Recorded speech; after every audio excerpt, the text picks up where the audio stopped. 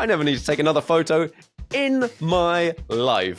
In my head, I was like, right, what's the photo? What can I get? And I got a photo of him doing a hand plant. So, hand on the edge, skateboard up in the air. He's facing the other direction, kind of sort of how it works, because he's going to go back down the ramp. And you can see it's like as wide as I could go. I'm probably 3 foot from him, something like that. And you can see Tony Hawk, you can see his back, you can see his t-shirt, him, the ramp, and then down beyond, there's like 5,000 people.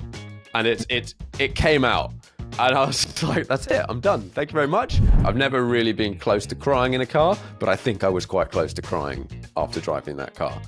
Mark let me drive one of the 250 short wheelbases. So that's like a, I don't know, £1 million car. I was like, what do I need to know? You're going to let me drive this car. And I came back from filming and going, I don't think I've conveyed anything about exactly the specs of the car or anything like that. But it was such an emotional experience. It's so good. And I'd seen on my first Gumball rally, we drove from London to Paris with the cars, just following with Tim. And in Paris, there was a 997 GT3 RS, which it must have just come out. And I saw it and I thought it was the coolest thing I've ever seen. Eventually ended up just looking on the Porsche website, and there was a car on it, a blue one, which was the color I'd wanted. And I was like, okay, I'm gonna have to call them. I'm interested. Went down that day, drove the car. Oh my God, this is amazing. Sam Moores is a busy man. From commercial photographer to car chat podcast host, he keeps a very tight eye on the motoring world. Sam's business and apparently life revolves around photo shoots of supercars, hosting some of the most significant motoring industry personalities on his podcast, Car Chat. Sam is clearly a man possessed by his automotive passion. Today we delve into what makes Sam tick, where the passion came from, and how he has managed to build a successful business around driving cars, photographing cars, and talking cars. Sam, welcome to Tales from the Top. Hello. Hey man, how you going? Not bad. This is nice to be on the opposite side of the fence. Yeah. I don't know how to do this side. Yeah. No, just be natural. It's okay. It'll come to I might just flip it and start asking you questions. Yeah. Just for our listeners, we actually, both Jade and I have been on Sam's podcast. So this is good having him in the hot seat. Yeah. I'm looking forward to this. Yeah. And we've got the electric buzzer to give you a little shock if you give the wrong answer. So let's Nice. start. Yeah, it's attached to my toes. I think you got the instructions wrong by about 3 feet. All right, so let's start. When you first discovered this passion for motoring, and who were your biggest influences?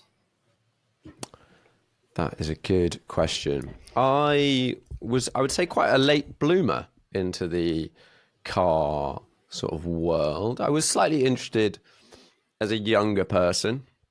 All the usual stuff, like building things and whatever, Lego and that sort of stuff. But I wasn't really deep into it for a long time. My dad had a 911 when I was little. Mm-hmm. And this has definitely crept into my brain and is deep in there somewhere. I was trying to look back on what he had. He had a 993 Targa, which it never seemed to appear that much. He obviously drove it, but I don't think we got driven around in it that much. And a very sort of formative moment was we did a little day of going back and exploring where I had been born, a house I'd been born in, which is not where he lived at that time. And we went to a garden centre to get a tree from nearby that we were going to plant in the garden, and as a little memory of the trip.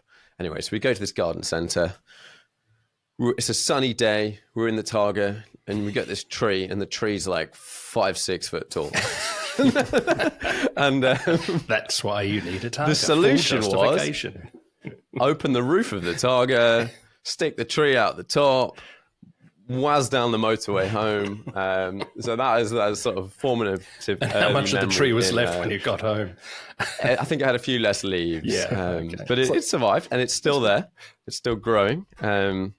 It's like it is actually leaning to one side, because where it is, there's loads of wind. So I get maybe it's just been shaped by that 911 experience. But But no, so not really that much car stuff around. I was very into sort of maths, physics, all that sort of stuff at school, design, a bit of music, guitars, that sort of thing. And ended up going to university, studying mechanical engineering. Kind of that was sort of felt like the obvious route. But quite quickly realized I didn't like mechanical engineering. After or before, or halfway through? I think about halfway through. And it wasn't paying very much attention, had a bit too much fun just going out with my mates, probably as a distraction from the fact that I wasn't massively enjoying my course. And during this time, one of my good friends from school is a guy called Tim Burton, who the internet knows as Shmee150. Oh, right. He's got quite a big YouTube account. Sure does. And we did a lot of skiing together. We are both ski instructors, fun fact. We actually came, well, not near you guys, your part of the world. We did some seasons in New Zealand. And one day, or one weekend or something. Today's episode is sponsored by us, Kyron Audio and Deverson Design. At Kyron, we enrich people's lives with music systems that create lifelike three-dimensional images that evoke real emotional responses and allow true connection to recorded music. With our strategic partners, we can help you create the ultimate environment to enjoy your Kyron music system. From interior design guidance through to an entire bespoke listening room, we can assist you to bring your dream to life. Life is better with music, and music is better with Kyron. Deverson Design creates luxury garage environments for the discerning automotive collector, preserving your collection in surroundings that are more gallery than garage, and so enhancing the value of your enjoyment. With projects across Australia and Europe, Deverson Design provides design services worldwide. Truly bespoke garages start with inspiring designs. Let Deverson Design inspire you. To get in touch with one of our principals directly, visit our website, kyronaudio.com.au or deversondesign.com.au to book a consultation. And now on with the show.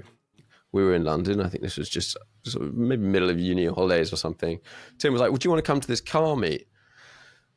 And he was sort of running around with a handy cam, still runs around with a handy cam. And he was sort of filming a car meet or something. And we went along, and I had got into photography mainly sort of through skiing, really. Enjoy taking pictures of everyone else. Ended up with none of myself. And the curse of a photographer. We went to this car meet, and I took some photos. And he started shooting some videos, and it sort of went from there. And I would say at that point in time, I could go, that was a Lamborghini. Maybe it was a Gallardo, maybe at that point. And how old are you at this time? Like 20, maybe. Okay. 19, 20, that sort of age. Started getting into photography. And the paths are sort of, you could sort of track both of us. He sort of rocketed up on this video journey. Somewhat. This video is absolutely the future, and was then, is now. And I like taking photos, so I kept taking photos. And we ended up doing a lot of road trips together. We still do some stuff together occasionally. Sometimes if he's getting a new car, I'll go with him. Which That's is pretty often. yeah, From what I've seen. No, it's actually got to the point where we don't. It doesn't even register anymore. We're just talking, and he'll be like, "Yeah, I'm getting a blah blah blah, blah blah blah blah blah blah blah," and I'm just like, "Oh, cool." I'm not like, "Oh yeah, you're having a significant." If a purchase was once a year or once every 2 years, you're like, "Oh, this is a big thing. Let's go and see it." Yeah. But so he lets me drive a lot of his stuff. I was doing. I just watched the other day. He just bought a blue Ferrari or something. That's what I saw. But that was probably 7 cars. That's not enough detail, I think, to warrant which information. Ferrari? Which Yeah, I don't know. He likes to collect one of every colour, doesn't he? He's got a lot of different colours. He likes Skittles, which I think has come back from skiing. Skiing, when we were doing a lot of it, was all about colour, all about having a bright outfit standing out. And I want to see more of that in the car world. There is a big transition, and I was only reading about this the other day, but 90% of the cars on the road are black, white, or somewhere in between, silvers and greys. And there's a lot of power in black cars. There's a lot of there could be power in white cars as well. That powerful sort of feeling of driving the bad guy's car and being the villain, and so I think there's a lot of that in it. There's also a lot of cultural value in driving black cars. But where are the reds? Where are the yellows? Well, we see a lot of pretty crazy colours in Adelaide now. I mean, seen as Zagami turned up in town. On supercars, but not on daily cars. You don't see it on daily cars. I think you might get very excited and see someone with a burgundy Mazda 6. It's a massive shame. It is. Massive shame. Yeah. And I think part of it is pushed by dealerships. I have definitely heard the phrase more than once, if you get grey or black or something, it's better for resale. Yes. Yeah. I don't think that's correct. Yeah, resale white is there's a shade that you get nearly all cars in that have 4 doors and a 1.2 litre engine. Well, I know that they actually charge, 20% more on your insurance if you've got a black vehicle? Anything other than white? Interesting. Okay, probably. I've got 2 black cars. That's probably the thing. That's probably the thing that drives it. It could be too. That's because it should be detailed about 6 times a year. To make 6 times a week. Good. Yeah, my car. It's the worst color. Black is the worst color for photos and just generally looking good, because it's so difficult to keep it looking good. And to keep out of the reflection. I mean, we quite often have all our speakers are black, and we've done things where we're trying to take a photo in between, all these white boards and hiding around corners. It's not impossible to do that. Well, when I'm designing interiors and doing the drawings for the interior of the building, and everything is black, I don't really have to do a lot of drawing. I just put it in a black page and say, "This is your garage. It's going to look fantastic. It's all black, of course. And where's the handle? Oh, we'll get to that." So motorsport. So you've come up to skiing. You've started the interest. When did it actually tick over? When was that moment? So. I wouldn't say there was a sort of defining moment, but doing this stuff with Tim, we both started getting invited to do road trips, and he was filming videos and trying to make money from putting them out on the internet and stuff. And I was either getting paid as a photographer, or I did Gumball five times, something like that. Right. Tell us about that mix of capacities. I want to know what Gumball's like. Yeah. It's maybe explain what it is first. Yes. Yeah. Yeah. Okay. So the Gumball 3000 is 3,000 miles. It came up by a guy called Maximilian Cooper, who just came up with this crazy idea and invited a bunch of people to do it. And it's a week. It's now grown into this sort of phenomenon where they will shut down major parts of cities for when the cars arrive. Yep. And I think in London, they shut down Regent Street. And I can't remember the number, but it's like 10,000 people turn up or something. Yeah. One of the ones I did, we were in somewhere like Riga. And I say somewhere like that because you're traveling, you're in a new place every night, not already slept. It's all mental. But on that rally, we'd gone to Russia and back. We went to St. Petersburg, which was, if I think about things that stood out, that rally had a few that were kind of nuts. We went across the border into Russia. We were picked up by police, and we had a police convoy into St. Petersburg, which I think is like a few-hour drive, or should be a few-hour drive. But the police basically were like, let's go. So they put on their sirens, and there was a police car. We were split up into groups of maybe 8 cars or 10 cars or something like that, with 2 police cars. And they were driving on the wrong side of the road, like getting everyone else out the way. Just, I think we were going like 110, like the whole time. And that was just in the car park. When we went, exactly, just doing donuts in the car park in my head. No, and then when we got to St. Petersburg, the police had blocked off every single junction on the way to our hotel. And we were literally just like Run of the city. maybe going like 50 or something through St. Petersburg with everything like blocked off, and then end up at the hotel. And it was one of those moments where you get out of the car and you see everyone else's eyes, and everyone's just like, did that just happen? Yeah. Did that? What on earth? And there's a photo I've got. So during this time, I'm taking photos, and I do a lot less leaning out of windows now than I did. I think age is slowly catching up with my sanity. And so I've got a photo of a McLaren SLR, Sterling Moss, so the one with no roof. Yep. And it's driving down the wrong side of the road with a police car flashing in front of it in like middle of nowhere, Russia. And I'm leaning, and I've got this photo of this car moving. Wow. And it just sort of Brilliant. signifies for me the bonkersness That's the one. of that moment. Is that And then is that the real pretty one? Is that the silver with the red? Well, I've just leather asked Marcus interior? to see if he can find it. I think I know. yeah, so it's a McLaren SLR Sterling Moss. There we go. Yeah. Yeah. Okay. Yeah. And I can't quite see basically Just grab one of those really cool looking things. And actually, the drivers of that, it had rained quite a lot at the beginning of the rally, Yeah, nice.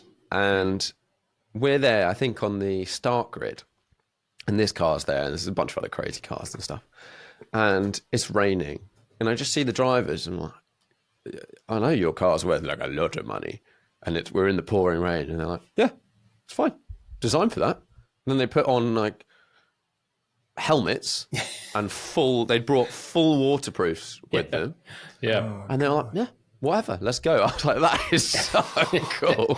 That's great. Nice mouldy car by the end of I mean, it. well, that's what it's all about. I mean, these Yeah, exactly. new cars are made to be driven. They're machines that have to be enjoyed. Even classics, my old cars, they're to be enjoyed and driven. The saddest thing is to see a magnificent Le Mans racer from the 50s in a museum that has not done more than about 500 miles in 25 years, just getting it on and off of a display. It's heartbreaking. So use them. They can always be fixed. Use them. I think more of this stuff is getting used nowadays. Yeah. I think there's more owners that want to have an experience. And there's people with like all of the money. Yeah. All of the money. Yeah. So repairing it, using it, whatever, that doesn't, I think it then depends on your internal state of mind. But people seem to be wanting to use them and get them out and put them on events and all that sort of stuff. The second sort of, and this is like was a real standout moment for me, was on the same rally, and this was as a photographer really. They'd set up, Tony Hawk was on the rally. And Tony Hawk, the skateboarder, yeah. Okay. For me, as like a 15-year-old, was one of the coolest persons on the planet. Like I was playing Tony Hawk Pro Skater 3 or whatever version it was then.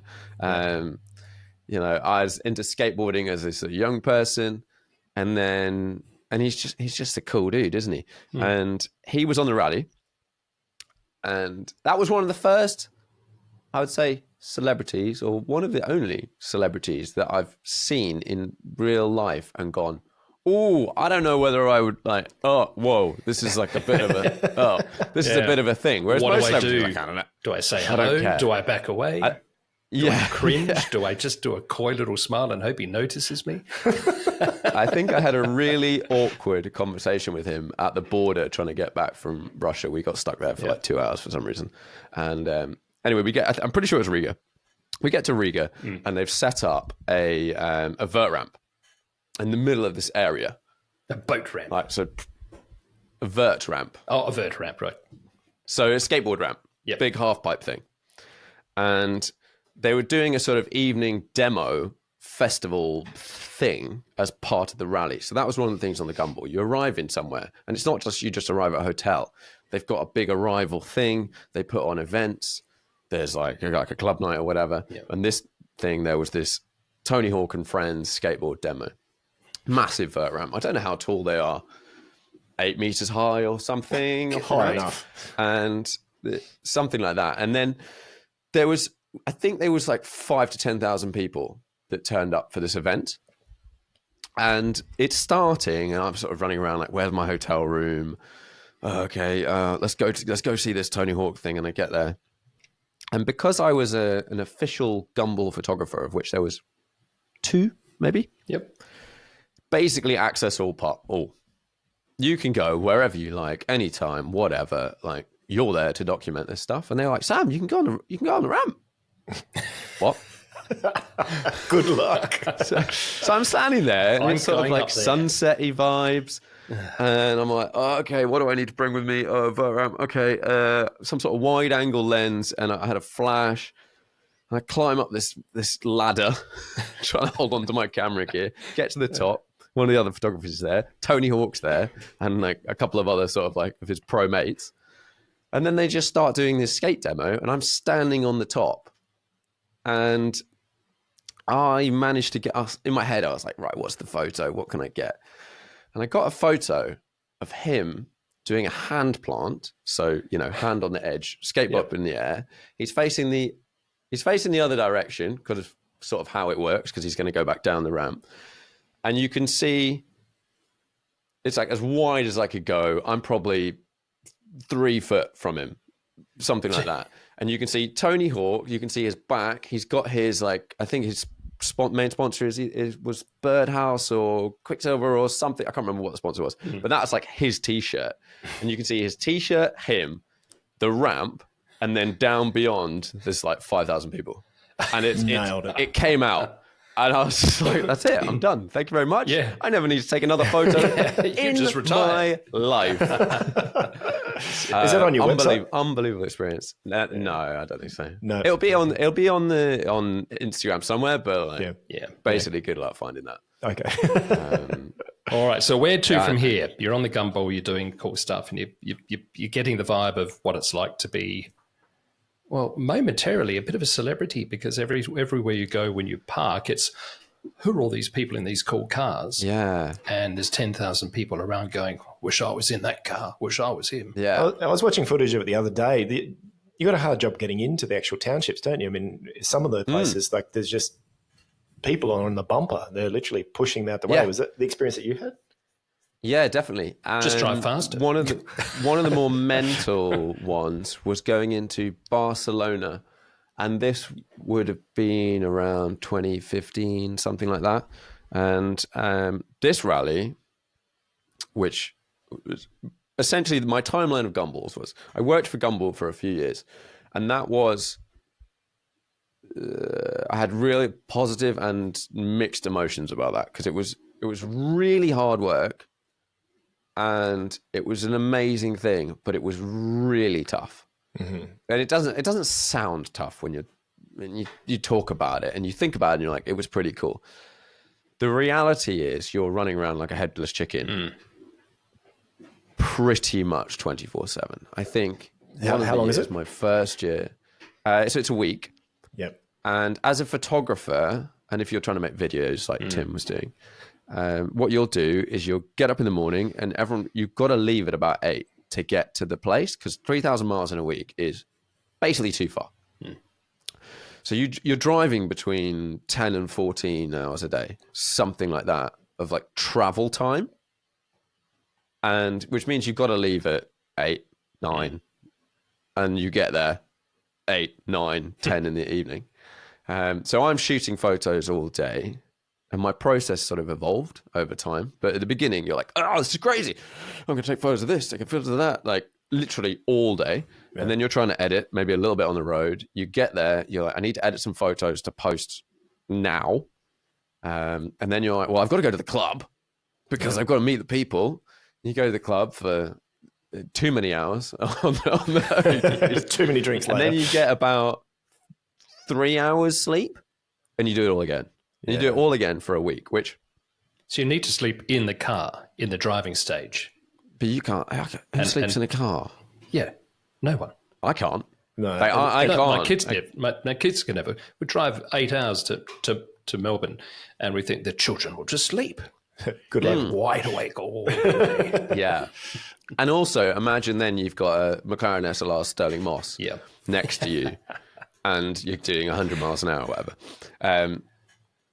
Now, that's the sort of that evolved, and I learned a lot of things about over the years. One was all the best photos of sunrise and sunset. Maybe the start of the day and arriving at your destination. Sometimes if you arrive too late, it's kind of game over if it's dark. So I then shot a lot less photos during the daytime. They just don't look as good. Unless you're at Indy 500, so you're going to take some photos at Indy 500. But the rest of the time, you're just cruising down motorways and whatever. And there's only so many rolling shots you really need with traffic in. With average lighting and Exactly, like horrendous lighting and all that sort of stuff. So then I could like edit a bit more during the daytime. And then I realized the first couple of times was entirely fueled by Coca-Cola, Red Bull, sweets, crisps, everything, all of the worst champions stuff. And then you realize, because you just stop at a service station. And then I sort of learned that actually you can survive with not a lot of sleep, but you have to eat real food. So I would try and eat, whether it's like sandwiches or something that wasn't junk. Yeah. And a lot less Red Bull and things. A friend of mine, James Walker, Mr. JWW, ended up in hospital one year after the rally. We basically did 2 weeks straight. We did a week driving to, I think this was the one, Romania. And then we drove back from Romania. In what sort of started happening is we'd have a rally after the rally. Silly idea, but kind of fun. Because everyone's got their cars in this far off location. And this was with a group who call themselves Team Galag. And they've had some very cool cars over the years. A Batmobile a couple of times and all sorts of crazy stuff. But we did a drive back from Romania and we'd arrived. We did the final night party and everyone wanted to leave the next morning. You're like, but when are we going to sleep, guys? They're like, yeah, but I just don't want to be here. I want to get out. But the vibe of being in a bunch of really expensive cars in Romania was not, we didn't feel particularly safe. You're really shoving it in people's faces at that point with Gumball stickers and everything everywhere. So we drove back. And and James makes sense. had basically fueled his entire week on Coca-Cola, Red Bull, and I think Oreos. Yum. And his body basically gave up after 4 hours of sleep for Have you 12 ever watched, days. Have you ever watched, is it C25? Is that the name of that motorbike? I think it's called a C25. It's C25 Adventures. There's another British guy, and he drove. I know the one you're talking about. Yeah, it's crazy. He lived like, it was over a year on the road, I think, and he still does. It was crazy. a postie bike, wasn't it? Yeah, postie bike. Yeah, and then the latest ones I've seen, he's driving like a mini Jeep that he's converted into a tank, and he's trying to get across the Colorado desert. Have you seen that? But No, his sounds fun. it's awesome. Yes, if anyone's watching it, check it out because he deserves every support. what's it this called? guy. I think it's called C25 Adventures. It's absolutely hilarious. But his diet sounds exactly what you're talking about. Like he'll be there, sub-zero, 6 foot of snow for 2 days in a row, pushing this Jeep, this little mini Jeep, and then he'll cook up Oreos or Skittles, and that'll be it. And it's just like It doesn't work. yeah. Behind the camera, he's having steamed vegetables. No. Yeah. No, this guy. Potted salmon. No, it's classic. Yeah, absolutely. Massages. Yeah. Oh dear. So okay. So the motorsport starting happened. You're getting close to getting your first special car. I presume that this is the story somewhere. Now we know you've had some special cars. So what's happening? Where are you? What's happening in your life at that time? Yes. So during all this, I'm taking photos and starting working as a photographer, and was doing a lot of rallies, which was sort of like a crucible of learning. You've got a week. You've got unbelievable photographers who are also there. All the big brands that were sponsoring send their own photographers. Standout is a guy called Oscar Bach, who is sick. And you're standing next to him and you're taking a photo, and then he takes some photos. And at the end of the day, he posts some photos and you go, where did they come from? I was next to him. I don't understand. So a lot There's of learning. always So someone this is, yeah, exactly. And you learn. You just learn. Yeah. You hang around those people that make your brain hurt, and you just get better. Yeah. So I'm presuming, so this this is is all going on. self-taught photography. You taught yourself. Yeah, and a lot of I'm a big believer in learning and trying to learn and consuming as much on a topic as possible. I'm not just the work it out. This sort of engineering type, designy type person in me loves to break down how things work. So with a photo, I'd be like, "What's going on?" You mentioned design a couple of times. What kind of design were you doing? Oh, so I was just did design at school, which was kind of like design and manufacture in the sense of you get given, we had about, I don't know, 10 different projects that we have to come up with for A level, which is like the last level of school when I was doing it. And like one of them, I designed a guitar stand. It was pretty rubbish, but it still actually doesn't have, I wanted to design a guitar stand that stored some things, like the essential things that you would play with a guitar. Maybe like a little clip-on tuner, some picks, whatever. So I designed this little guitar stand that sort of folded out, and it had a little storage bit in it that was enough for some of those things. So it's those sorts of things. You're learning, you're drawing, and you're picking I can't remember any of the lingo now, but you're going, what's the goal? How am I going to? What are the challenges? And then you try and make the damn thing. Yeah. And I learned a lot in that about keeping things simple when you want to make them. Like designing something where you go, oh yeah, let's do these cool shapes. I remember at uni, we had to make a cup machine dispenser. And so we'd have to program the electronics, and then we'd have to make the box, and it would have to, you put a stack of plastic cups in the top, and it would have to put one out. And we were just throwing around ideas, and I came up with this idea of this diamond-shaped object that it was going to be inside. Literally just an idea. And everyone else in my team was like, yeah, let's make that.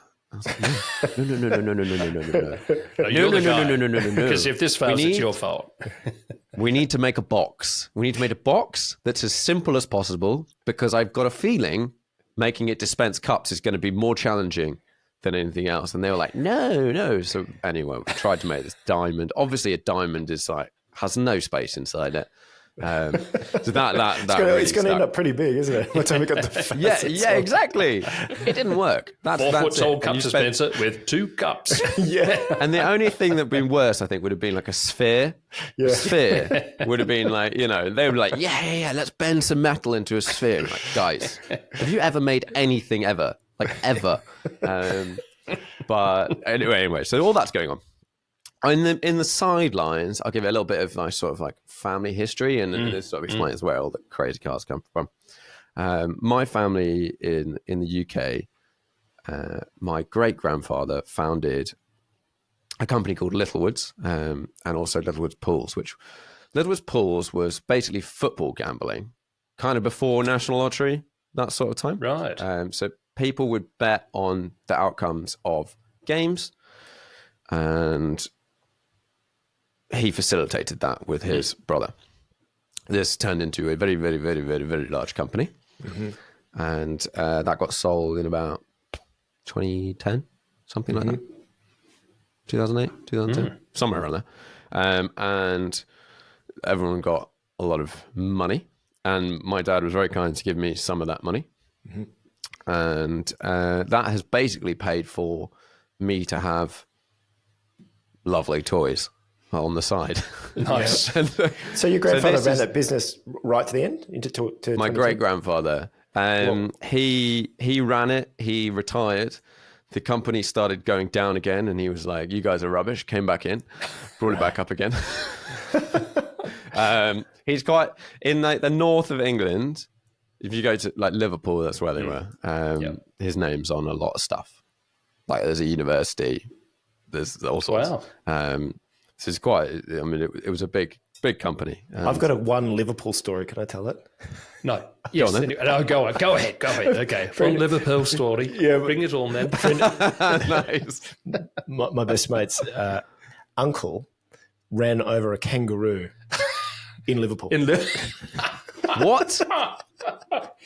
Well, I can almost top that because when I was on my honeymoon in Wales, escape from the circus. when I went on a honeymoon to Wales, we stayed at the first place we could find in the middle of nowhere in this little village, and he collected eucalyptus trees. As you do. So Nice. kangaroos in Yorkshire and eucalyptus plantations. You can't get away from them. No, you can't. No, well, You'd be surprised. I went to Baghdad when I was wearing spotty uniforms and stuff. Yeah. And the main avenue into the base was eucalyptus trees. All right. Yeah, donated by the Australian government forever ago. Wow. There you go. Wow. Can't get away. Geez, we're from getting in us. the weeds here, aren't we? Yeah, I What are know. we talking about? Yes, So, yes. Well, let me tell you about. I've got this rash on my elbow at the moment, awesome. and Yeah. I reckon eucalyptus oil works. It would work. let me just start looking at random stuff on my desk. Oh, sorry, we've got a guest. Sam, welcome to the show. Now we're in Liverpool, and your great grandfather. Kangaroo got killed by the Yeah, cat. Yeah. So that's provided me with some funding to fuel this growing car habit. And my first sports car was a Boxster. Right. That was So the Porsche. it was 2012. The Porsche theme's alive. Yes, and I think what had happened is so that's in there in the back. I've always I've liked Porsche for a long time. I think it's this sort of German engineering-y detail, well thought out, and not too in your face. And during a lot of these road trips we've been on, you'd get people in everything. Aventadors come out. Aventador SVs come out. So we did a rally, and I think there was 5 Aventador SVs, and they were all in different colors. It was really cool.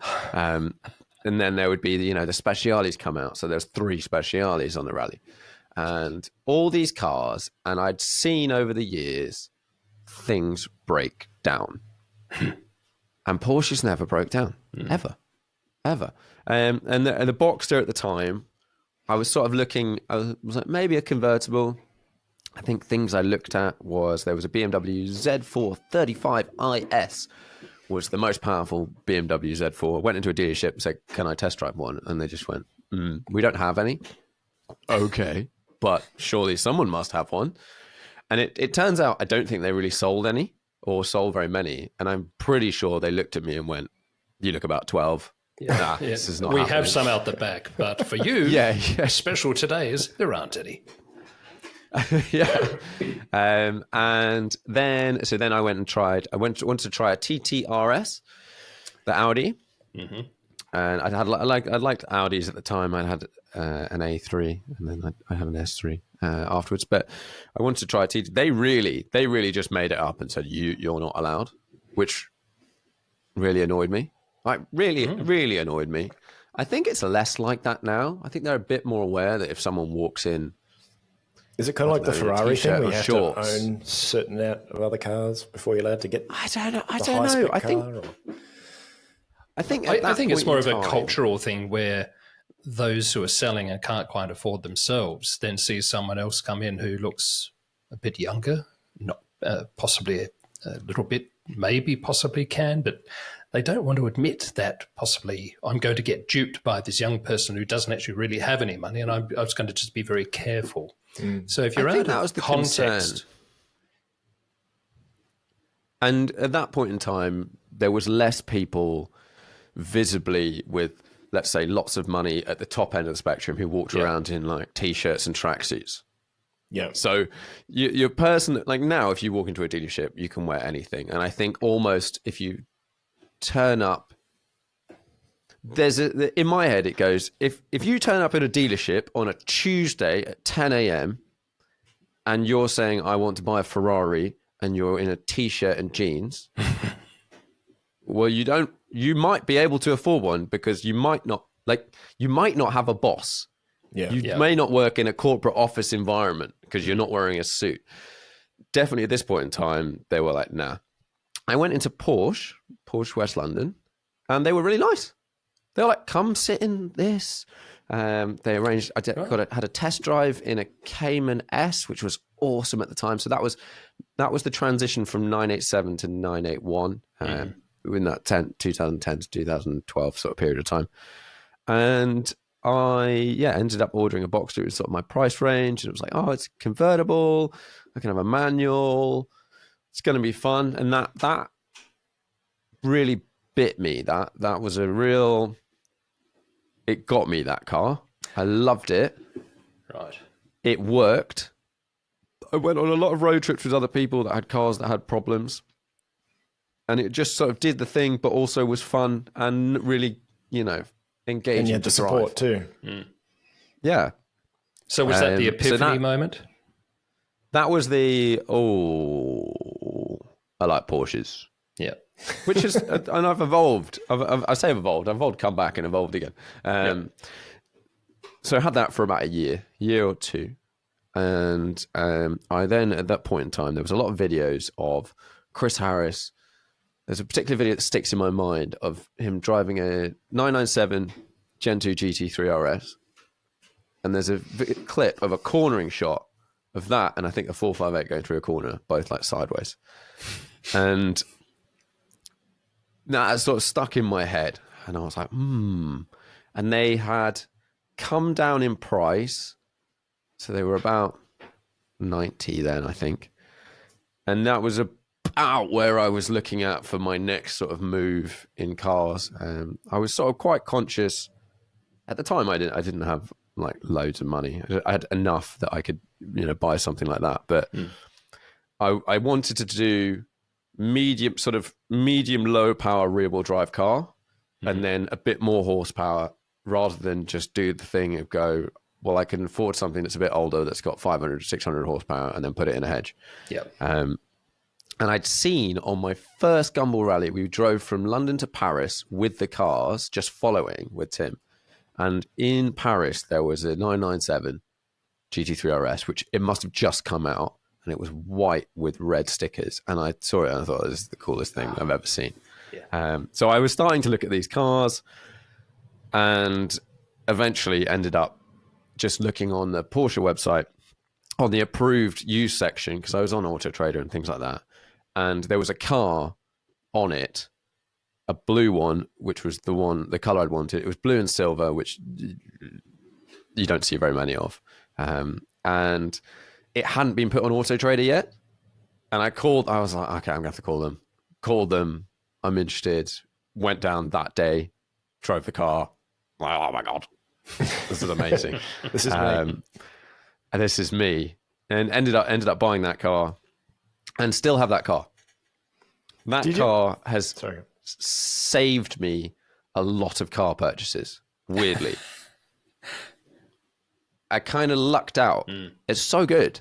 It's just so good that and through the photography and whatever, I met other people with fancy cars and stuff, and I've got to been able to drive a lot of things.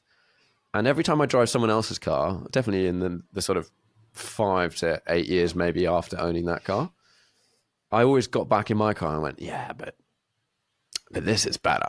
Yeah. This is my happy place. And so there was a long time before I considered purchasing something else. Do you get into the modding of them all that as well? I mean, I just watched the Japanese car culture scene, because they had the special and the Yuki there, driving around in the, I can't remember what it was, a Nismo something, but it was just the culture of it is so different. It's crazy, but it's an incredible car culture. The tuning of it's incredible, but the car. I mean, you were talking before about colors, but this is colors and shapes. They're just stunning. Like, some of these things are crazy. They're like less than 20 mil off the ground with a fin like this at the front. This aero thing is like, going to get taken out by any small piece of gravel. But it's a real a cultural thing over there, isn't it? Have you had any experience? Well, certainly the drifting is too. That's the big part. Oh yeah, massive. I think I sort of not dodged, but sort of missed a bit of the tuning period. I'd say most people's typical journey, my guess is, they get their first car and then they're like, I want it to be faster, or I want to mess with it, or whatever. And when I was younger, there was a magazine called Max Power that was all about putting big stereos and spoilers on your hot hatches and stuff like that. And I used to read Match Power. I would say I was sort of like lucky enough that I could afford to sort of do the more manufacturer route, in the sense that I changed my car every like 2 years or something, and I would get a more sportier one. And then when I got my GT3, I was very much aware that I wasn't that good a driver, and I couldn't use all the performance of the car. So I was like nowhere near. So sort of modifying wasn't really on the cards for me at that point in time. I changed the exhaust because you want a louder exhaust. Which is still on the car, and it's now a bit too loud. But I'm also a believer that there is a volume of exhaust where the car becomes more alive, because you can hear, if you're heel toe or changing gear or whatever, there's a certain volume. I don't know. You guys play music. I don't know whether you play music through. You'll have this even with stereos, where you turn up like a tube amp or something, or just a speaker, and for me, there's a certain volume, and it's not like it's too loud. There's just a certain volume where everything wakes up, and it becomes more present. Definitely on like a tube guitar amp, you might be on like 1, and it just kind of sounds quiet and dead. And then there's a certain point where it starts to like sing a little bit. Yeah, that's got to do with, I think it's the loudness curve. Yeah, so your ear is more sensitive to the lower frequencies, or less sensitive. So, you have to have it up louder so it becomes more balanced. Yeah, this is why. See, that's it. Perfect explanation of why you need a loud exhaust. And it took a musician, speaker designer to come up with that, so the rest of us can't could do that. I love what they go into though. There's a whole art. There's guys dedicated just to making the right sound for the exhausts. Definitely. I mean, it's a massive industry. I think and definitely you start to get, and on the point of the having the sound add to the moment. A lot of it is with old cars, it's easy to get that sense of exhilaration, because as soon as you're doing 35 miles an hour on a roundabout, you're taking your life in your hands. But you've got the movement, you've got the sound, and everything's all happening at once. And you're thinking, I think a valve's about to pop out at the top of my cylinder head. Modern cars, a lot of that emotion is taken out of it, because it's steady, it's planted, everything's holding together, everything's working. And so you need that other aspect, which is the loudness button, that starts to make you think, I'm on the edge of just holding it together. If only I had a louder exhaust, because I could get to this without going quite so fast and still stay alive. My baptism into that was with my dad. He did up when I was about 12, did a 56 AJS British motorcycle, and he just bought the brand new exhaust pipe, all done. Yeah, and it's come down here, boy. I remember we're on the edge of the step, and he's got one of those giant auger bits, like that. And I'm holding the exhaust like this, and he just drilled all the guts. So nice.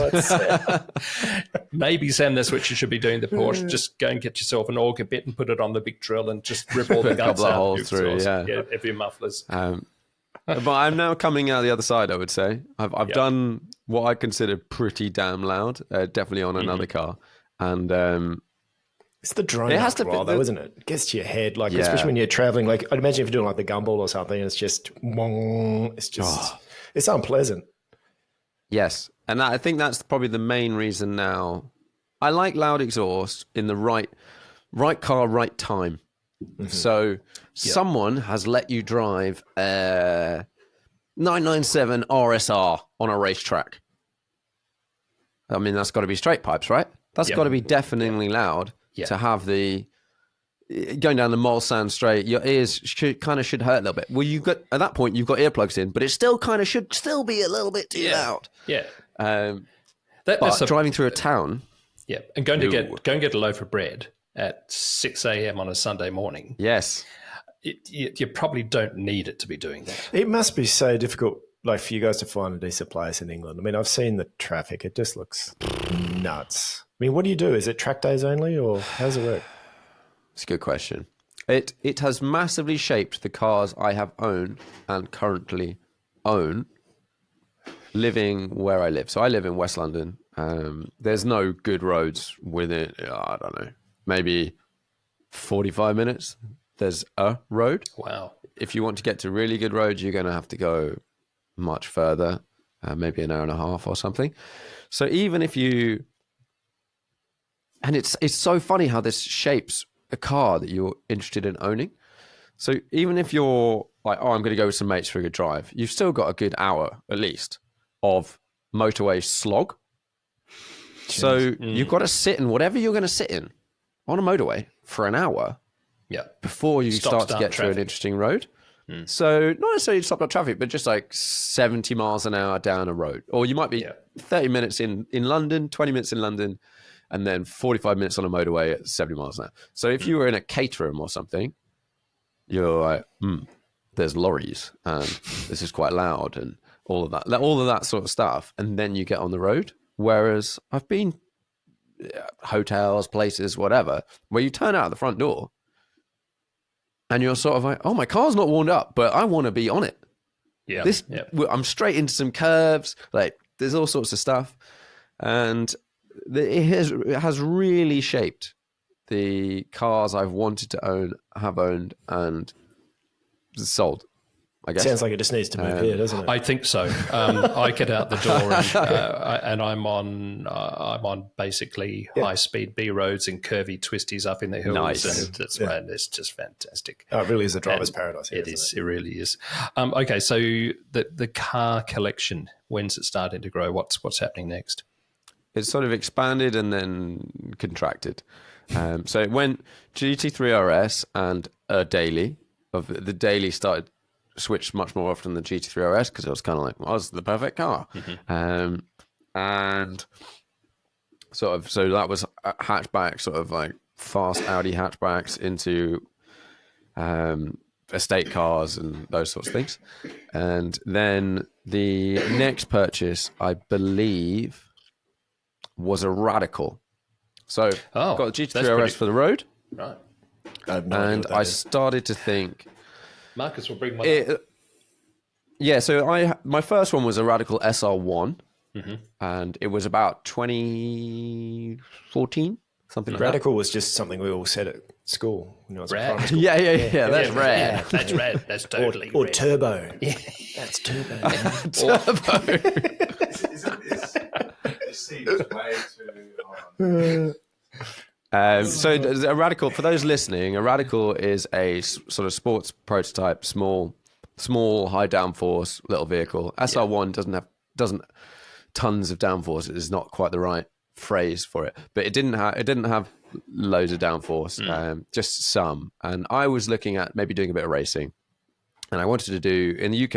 I would say there's sort of a couple of obvious options. You can do club racing, but I liked the idea of everyone being in the same car, mainly because I love an excuse. So therefore I didn't want to have any excuses. If everyone's in the same car, it's the driver. You'll still come up with other excuses. But that was the premise. So the obvious ones in the UK are Caterham Academy, so racing Caterhams. And another one that was available was the Radical SR1 Cup. So their slowest car, which is still faster than most supercars and whatever around a track. And that quite appealed because it was a different form of car to that I'd driven on the road. So I was like, well, I've got my GT3 RS. That's pretty cool. I want something that's quicker and looks different. So Radical, 550 kilos, maybe 600, 200 horsepower or 100. I think the SR1's 185, a little bit of downforce and just sort of learning the ropes.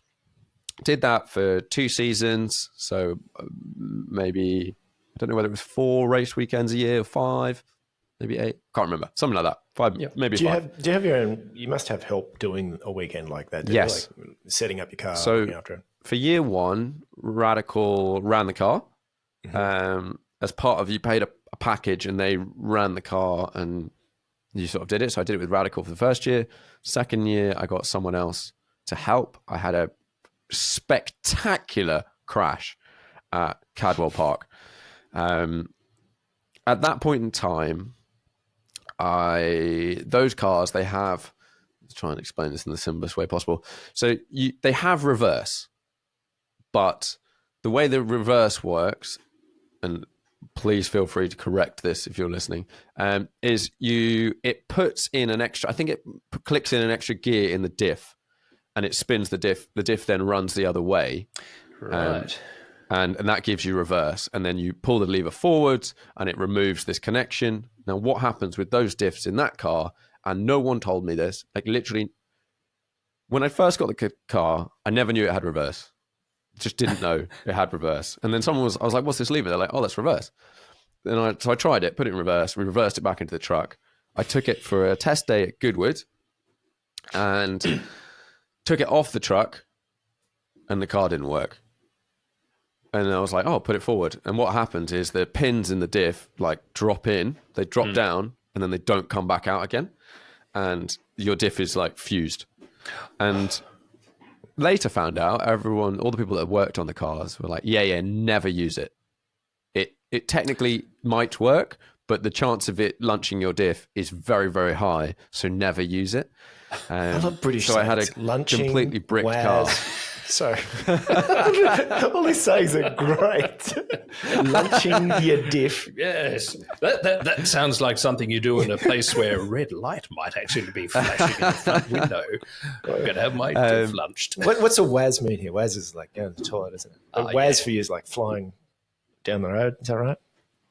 You could. Oh, well, yeah. A whiz would be going to the toilet. Yeah. Or you could go for a WAS. Yeah, that would also be the toilet.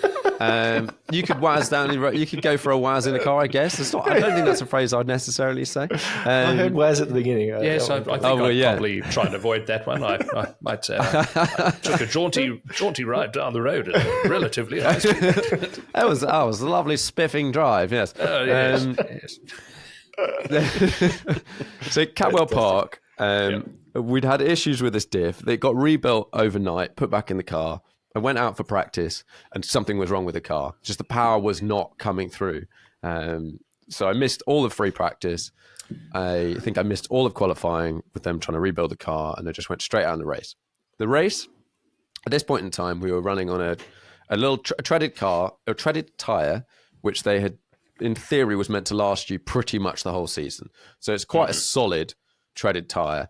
But by this point in time, we'd done, I don't know, 4 or 5 events or something, so maybe it's 3 turning events. into a slick. So they're getting lower and lower, and then it was torrential rain. And I had never really driven Cadwell Park.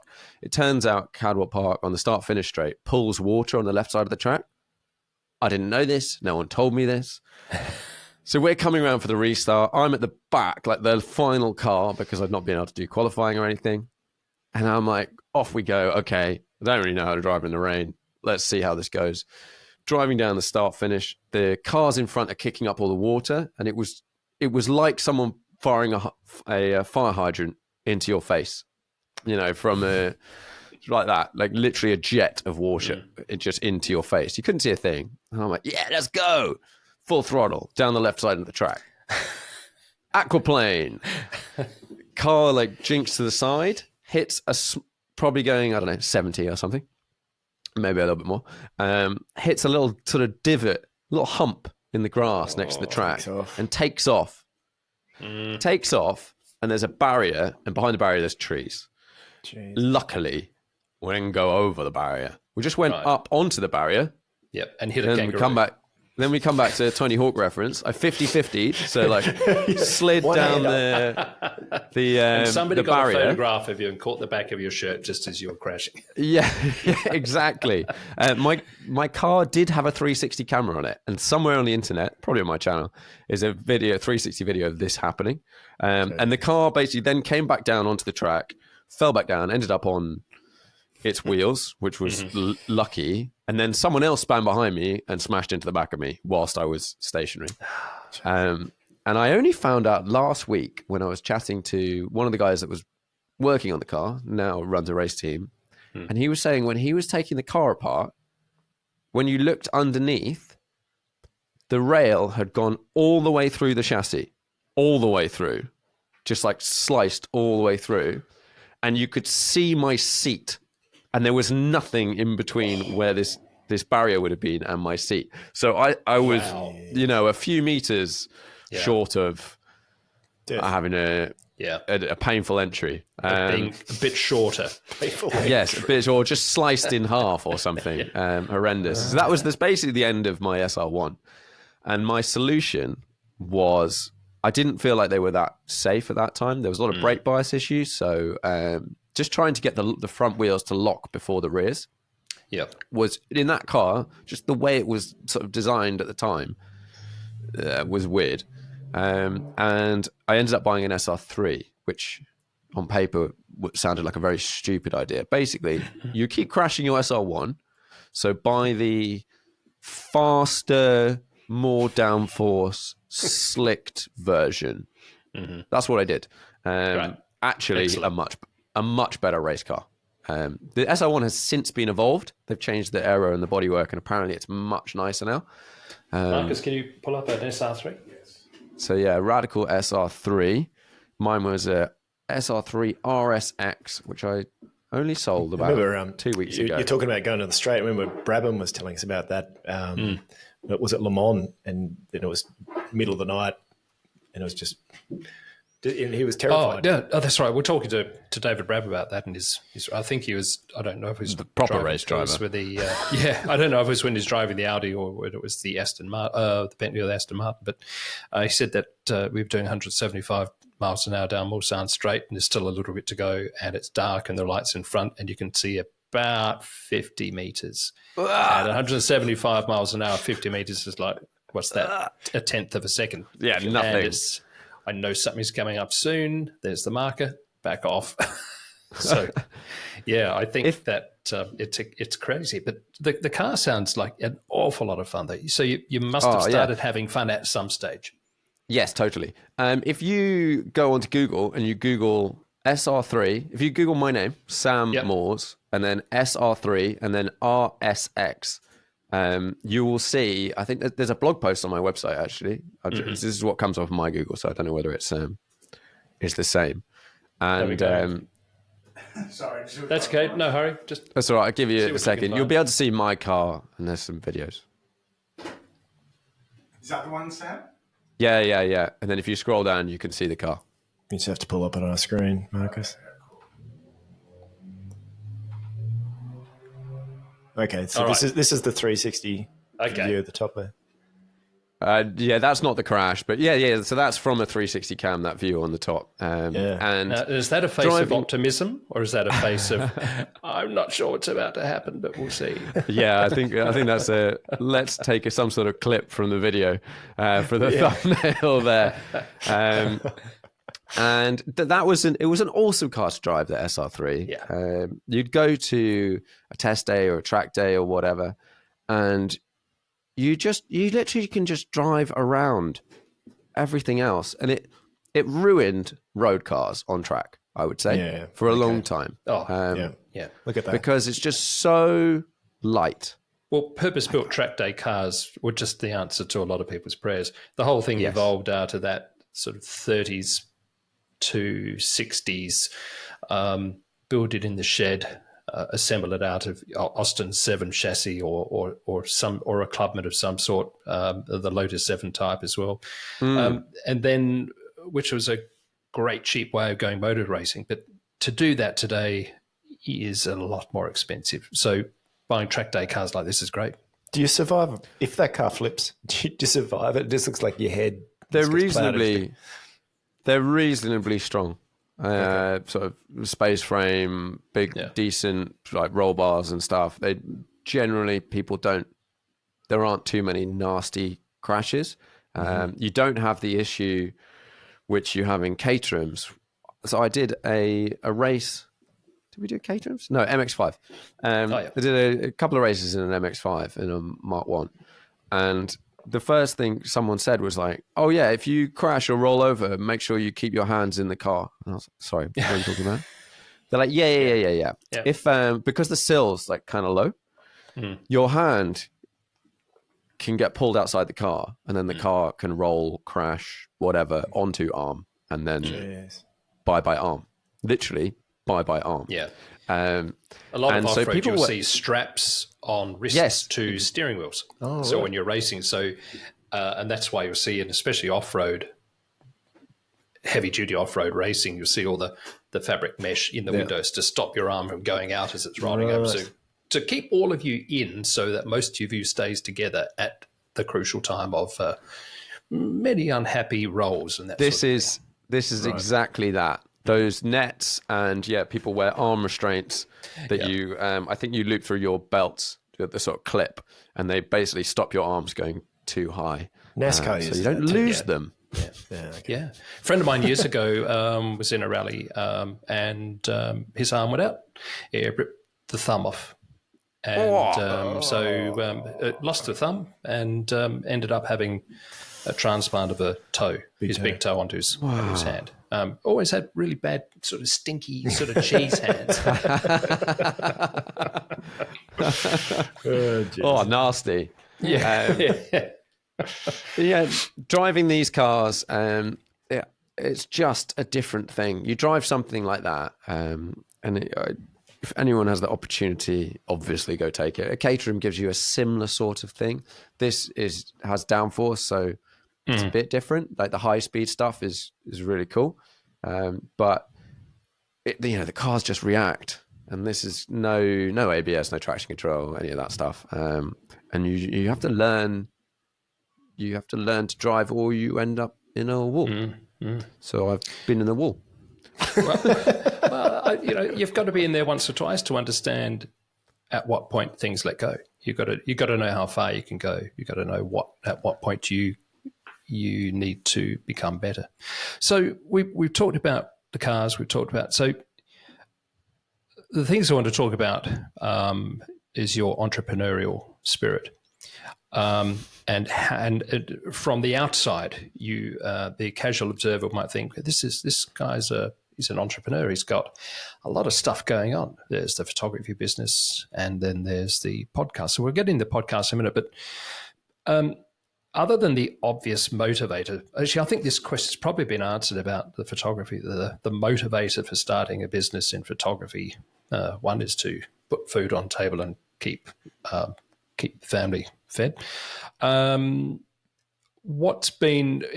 there been any other motivators for you from an entrepreneurial point of view that have driven this desire to be self-sufficient financially, to have your own businesses? Well, I sort of alluded to this. Well, we sort of covered it earlier with the big family business and stuff. Yeah. My sort of journey is I don't want to say unique. No one's unique. But my motivation for everything, I wouldn't say I'm not an entrepreneur. I wouldn't say that sort of thing. But it's basically I spent a lot of time and thought trying to work out how best to spend my time and what I want to pursue. And I know, like in theory, I could sit on my butt and do nothing. However, if I do that, and I'm sort of lucky enough to have been able to do that if I wanted to do that. Sure. I think a lot of people maybe come across this when they sort of retire, or they stop necessarily having to earn money, or they've reached a certain level or whatever. And you go, okay, well, I'm going to sit around and play golf or something. And actually, probably you do that. For me, the amount of time I can spend before I start literally going mad and getting depressed is a couple of weeks. And then I'm like, yeah, okay, now what? Like, I need to be progressing in something. I need to be pushing something. I need to be stimulating my mind in a different way other than sitting around playing PlayStation or whatever. Yeah. So various things in my life provide that, whether it's playing the guitar. I love playing the guitar. I love learning. I love music. And photography is part of it.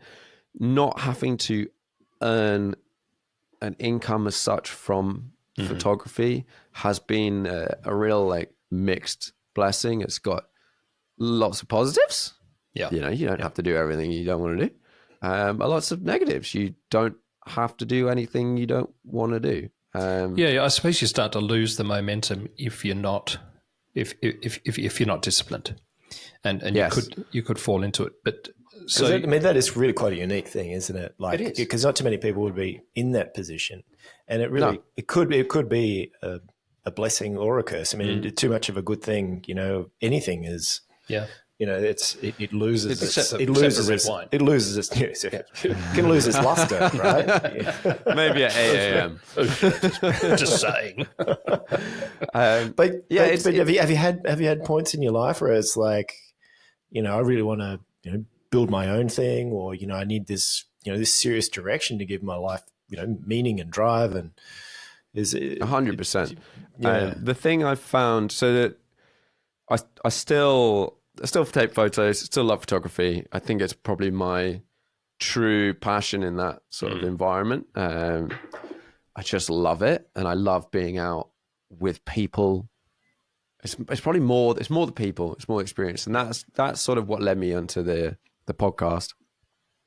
So genesis of the podcast was I was around a lot of people in the car space doing kind of interesting things. We always have long chats, and I was like, I love podcasts. Maybe let's make a podcast. Started a podcast. Fast forward 5 episodes, run out of friends who can be on my podcast. So had to start interviewing other people. That is a whole new kettle of fish. The organization of trying to get someone on the podcast, and we were doing it weekly and that sort of stuff. That was just me at that point in time. And pushing through, sort of believing that this could make something. This is something that I think will work. And I don't know how many years we are in now, maybe 5, 6, something like that. A weekly episode for 5 years you've done. Pretty much, not quite, maybe like 40 plus. That's impressive. That's impressive. It's a lot. So on your website, I think it was about 260 videos you're up to now. Yeah. I think we're podcast episodes. We're 240, something like that. And then there's a lot of videos, and that was also going on at the same time. And I've had this real up and down with podcasts. There's times when it's feeling great. We had some really good sponsors. I had one pretty sort of power year of doing a lot of stuff with some cool sponsors, and going to a lot of events and doing a lot of sort of interesting things. And then you have some times when it doesn't feel like it's progressing that much. The reality is it is. It's just slow, and you've got to keep going. And it's your emotional response to whoever you're interviewing at the time, I suppose, as well. If it's a bit slow and you're really having to push it a bit, it's do I really want to do another one? Exactly. And you're like, okay, I'd sort of set myself this task of loosely doing one a week, and we'd maybe have a month off or something throughout the year. And what I found is at some points in time, I was saying yes to guests, not necessarily because I really wanted to talk to them, but because I thought it might be slightly interesting and I needed an episode. Yeah. And those, I think, there's a certain amount of, you've just got to keep doing it. Like, just do it. Just put in the reps, keep going. Sometimes it'll feel easy, sometimes it'll feel hard, but you'll look back in 4 years and go, I'm glad I powered through the difficult times. But then there's the times when you go, no, I've had a few guests that I'm like, I don't know, I'm not sure. And the numbers aren't necessarily going up and all those sorts of things. And you go, what's the point? Maybe I should be doing something different or doing it differently. And I think this year I'm going to change a little bit. Yeah, I'm not. I won't. I don't want to talk too much about it because I hate people talking about things that they then don't do. So just before we get into telling us all about the things that you're not going to tell us about, exactly. Perhaps just give us so that everyone watching, his folks, my folks, and the lady next door, exactly more than 5 this an episode. hour and 15 in. Yeah, tell us all about the podcast for someone who knows no idea about it is, what it is, when you started roughly, and exactly what the format is. Yeah, so the podcast is called Car Chat. It is what it says on the tin. But my main focus has been on long form interviews with interesting people in the car space. And this is one of the things I've wanted to tweak over time is doing car adjacent, which is how both of you guys ended up on the podcast. Yeah. Right. And I had quite a lot of comments back of people enjoying those episodes because they were a bit different. But Very good. so I've been trying to find and search out people that I think are interesting, and I think there's something interesting we can talk about.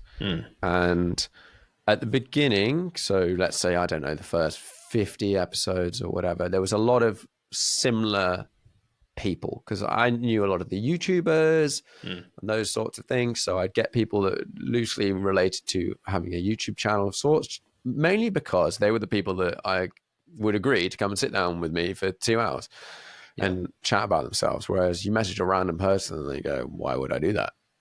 Like, no. And I got a lot of sort of comment feedback on there. They'd be like, Sam just interviews YouTubers. It's so boring. It's all the same stuff. Which was fair. And I have endeavored. I know. But you do need this feedback as well. To be like, You do indeed. But as long as I it's am more than just someone that interviews my mates who are YouTubers.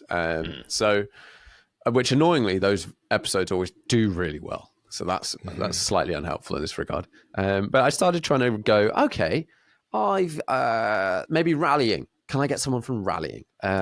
Maybe someone that's a specialist in I don't know, like E-types or whatever. Let's go chat to them. And started reaching out and doing more of those. So long form chats with people. The loose format is sort of journey to date, how they got here, their story, their products and cars and those sorts of things. And it's been really interesting. The sort of the thing that keeps me going is I love the conversations and I love getting to sit down.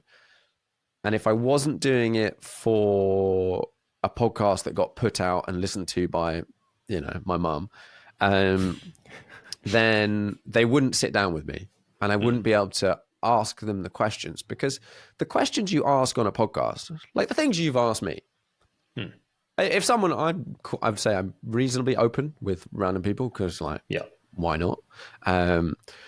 But if you just met me in the street and you said, okay, in your head, you're like, I've got 2 things I want to ask you, but I'm not going to ask you the second one, but I'll ask you one thing.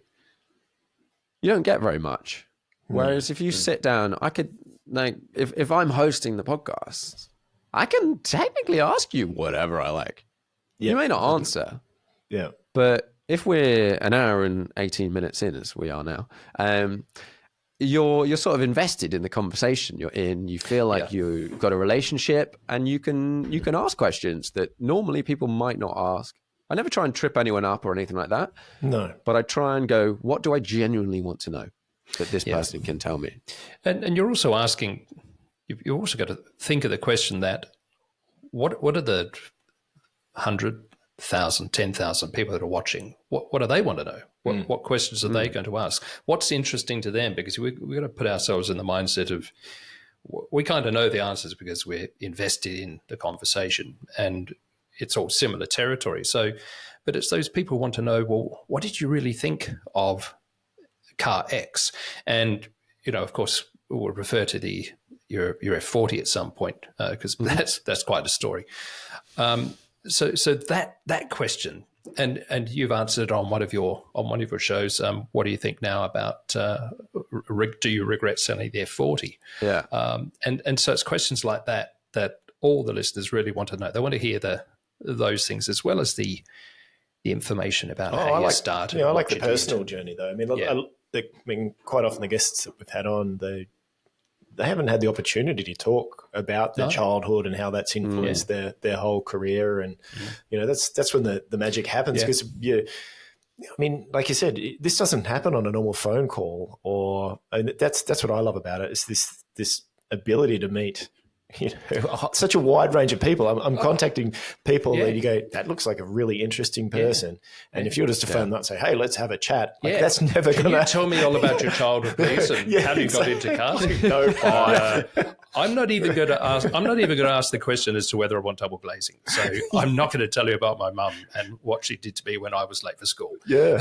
But I mean, like last night, it was incredible. We had 2 hours conversation with, and then another hour after that, sitting around drinking wine and chairs, and and 10 minutes before the interview, it was a complete stranger, and it's just so it's a great opportunity. So I can see how you. We're almost getting spiritual fulfillment from this as well. It's certainly going to be deeply emotionally fulfilling. Totally. And one of the things that I've sort of thought about recently about these conversations with people is I think you get a much better idea of a product that someone makes after you've either been able to sit down with them and talk, or maybe they've come on your podcast, or you've listened to them on someone else's podcast. Because I am, let's say, resto mods as a category. I've done interviews with, I'm going to say most, but there's so many now that's difficult. But a lot of the main resto mod companies, I've had a sit down with the founder. And you talk to them about their life, what they're interested in. You get to hear how their brain works, and you get to hear about them. And that really, for me, that sells whether I'm interested in what they sell or not. Yeah. You basically don't even need to say, what do you sell? You're just like, what are you into? How do you like doing things? What's your process? Does your brain, are you really analytical? Does things really annoy you? Or like, are you more about experiences and whatever it is? And that gives you, I think, an amazing insight into what their product's going to be like. Because some people, it does. Yeah. Very rarely, I try and not interview these people anymore, but sometimes you don't know. As you sit down, you ask them about their company, and you get the idea that they've basically seen a gap in the market. They think there's profit to be made, and that's why they're doing it. Yeah. And you go, no. Not interested. 10 minutes just in, not the conversation's done. Yeah, because there's nothing left of it, is there? There's nothing left of it. So, 260 plus interviews and videos and what have you got. What's your most... I've watched a number of them now. There's a couple there that I'm really interested in because they're designers, and everything is forgiven. It's okay. Most memorable. What's your most memorable interview? Good or bad? Let's do bad first. Okay. Yeah, we'll end on a high note. It's a really tricky question. I get asked this quite a lot, and often it's one of the most recent ones because it's someone I've wanted to have a chat to, and I've got to chat to them recently. There's a few, annoyingly, and I know we're doing this remotely. The ones I do in person are better than the ones I do remotely. For whatever reason it is, it's some sort of connection thing. I think probably in person, someone that's a bit nervous and maybe they don't have the best internet setup and all that sort of stuff. So in person, you can have the chat and you can make them more comfortable. Online, it can be more challenging if they're not used to how it works and whatever. There's one that stands out. Oh, and I am going to have to just look up what his name is because my memory for people's names is absolutely horrendous. However, I was correct. A guy called Mark Leon, who had a company, and the company still exists, called GTO Engineering. I did a podcast. Yes, know it well. With him twice. And the first time, you sort of chat to him and you're like, there's a fun guy in here. He's a bit really sort of closed off, but that there's a pretty cool person in here somewhere. And the first podcast we did, I was like, this is challenging. Like he just pulling teeth. He wasn't comfortable. It was weird. Like I think for him, it's a weird format and getting into it. But I really liked him. Like I really liked that guy, and it was an interesting podcast. And we did a second one when they were launching a new product. And then about 6 months after the second one, I'm literally making that date up, but that sort of time, he died. He had a heart attack, and it was a real interesting moment for me. I'd never thought that my podcast would have someone that had died on it. Mainly, like, just that thought had never crossed my mind. And my first thought when I sort of found out was like, oh, that's sad, and all of the sort of things around that. And I was like, oh, but it's quite cool that for his family, basically, I was like, only for his family, but other people maybe. There are now 2 videos and podcasts of him chatting about his life and his liking cars, however they ended up or whatever, but they're there. And his family or friends and whatever could watch that. And that will be there forever. That will be there. I will never take that down. And as far as I'm aware, I will try and keep all my stuff online sort of forever. Sure. And that got me. It was like, okay, even if I'm doing this for 4 people, that's meaningful. And I sort of hope that, some of these conversations, there might be people that no one knows about, but they might find out about them a bit more and have for the 1,000 people that listen or 2,000 or whatever it is, even if it was 20, if they can enjoy learning a bit more about that person, that's really cool. Even if they're not famous. And I try and channel that when I think about people that I think they do something interesting, but no one knows about them. Yeah, it's giving someone new a voice as opposed to a celebrity.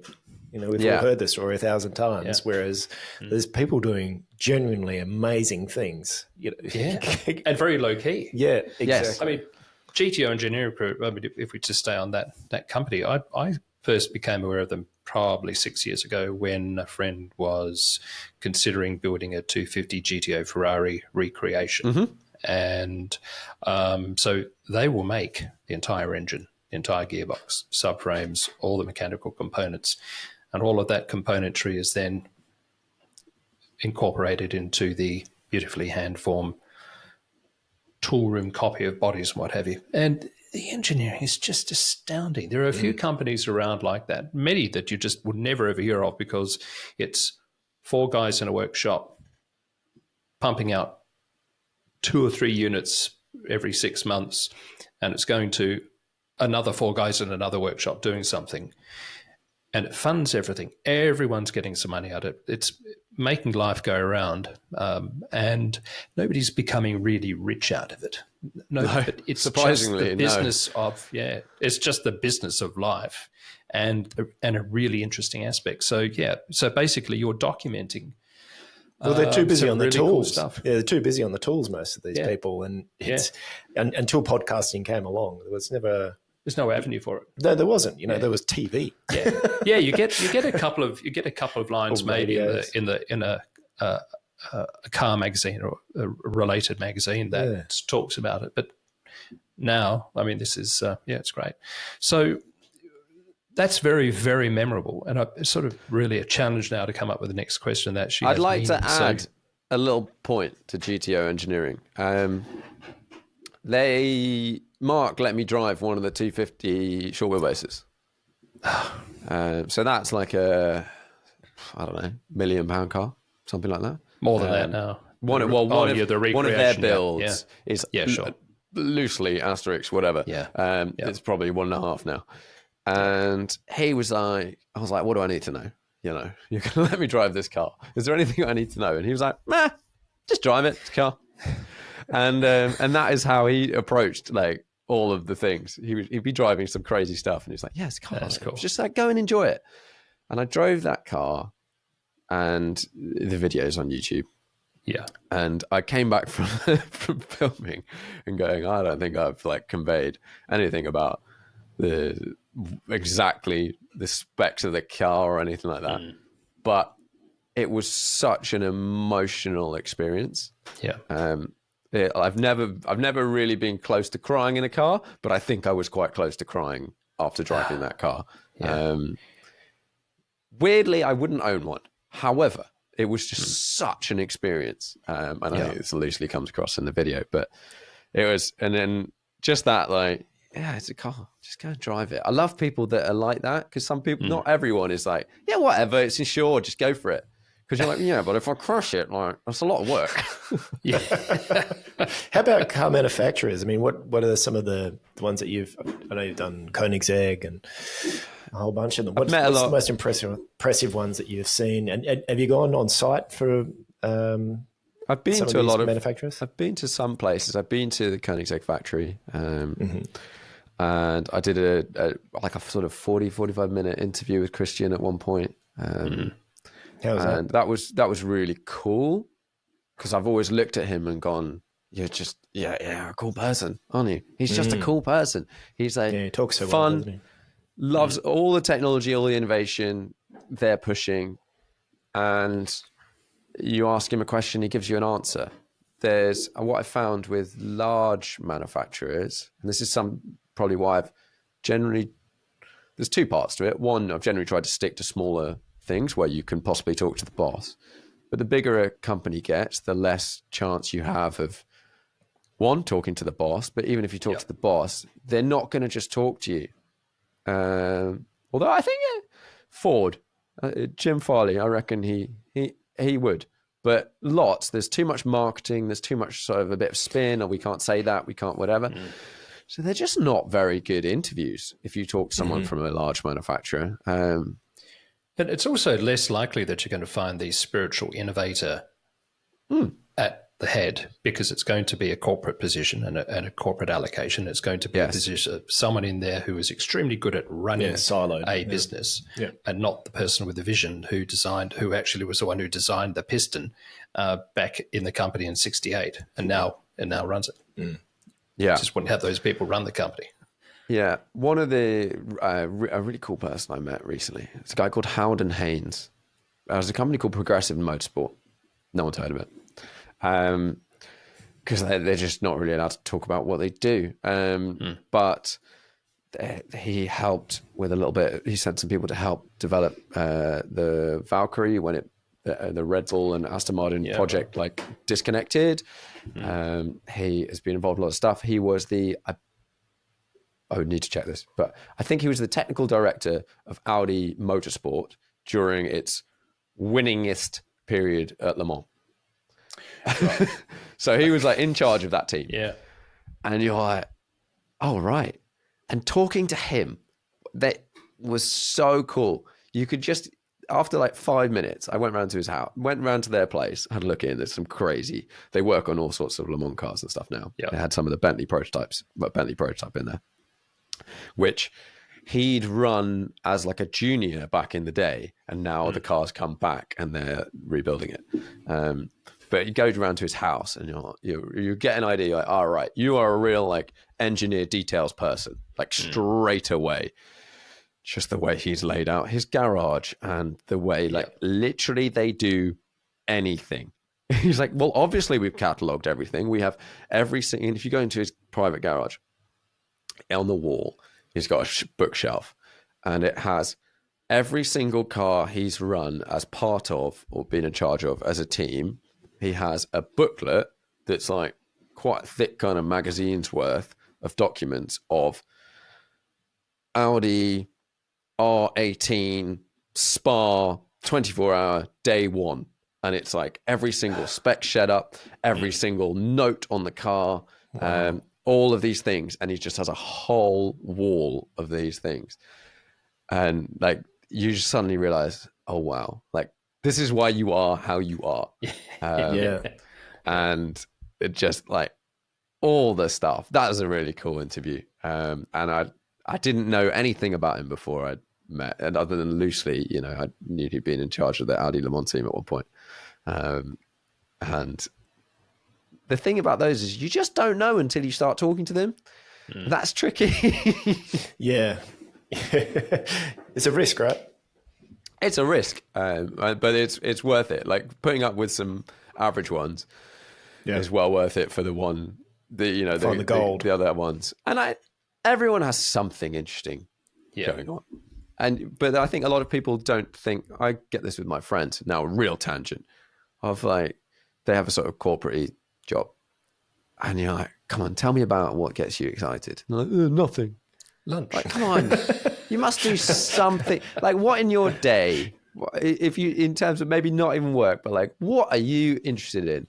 To the point where you're reading about it, looking it up, whatever. And they're like, oh, nothing. And I'm like, yeah. But I know, okay, you're into chess. They're like, oh, yeah, actually, I play chess for 3 hours a day. And like, okay, tell me about chess.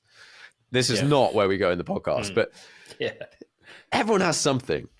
Yeah, 100%. What about you and your guitar? You just play for yourself, or you in a band? Yeah, so I played quite a lot. Sort of started when I was about, Dad was always played guitar at home, acoustic. I started playing probably when I was about 14. Got into, had a teacher that just, I lucked out. He made me learn a lot of different stuff, which at the time, at the early days, I was like, oh, I just want to play, I don't know, Green Day or something, or whatever it was, Red Hot Chili Peppers. Smoke on the Water. Exactly. I know it. No, but even at that point in time, I don't think I even knew what Smoke on the Water was. And he made me learn some country guitar, some jazz guitar, like blues. I'd not heard of blues at that point in time. And just really took like a really narrow, tiny bit of music that I was listening to, like maybe like 8 songs. And then you're like, oh, my mate's got this album, so I'll get that album. And just blew it apart.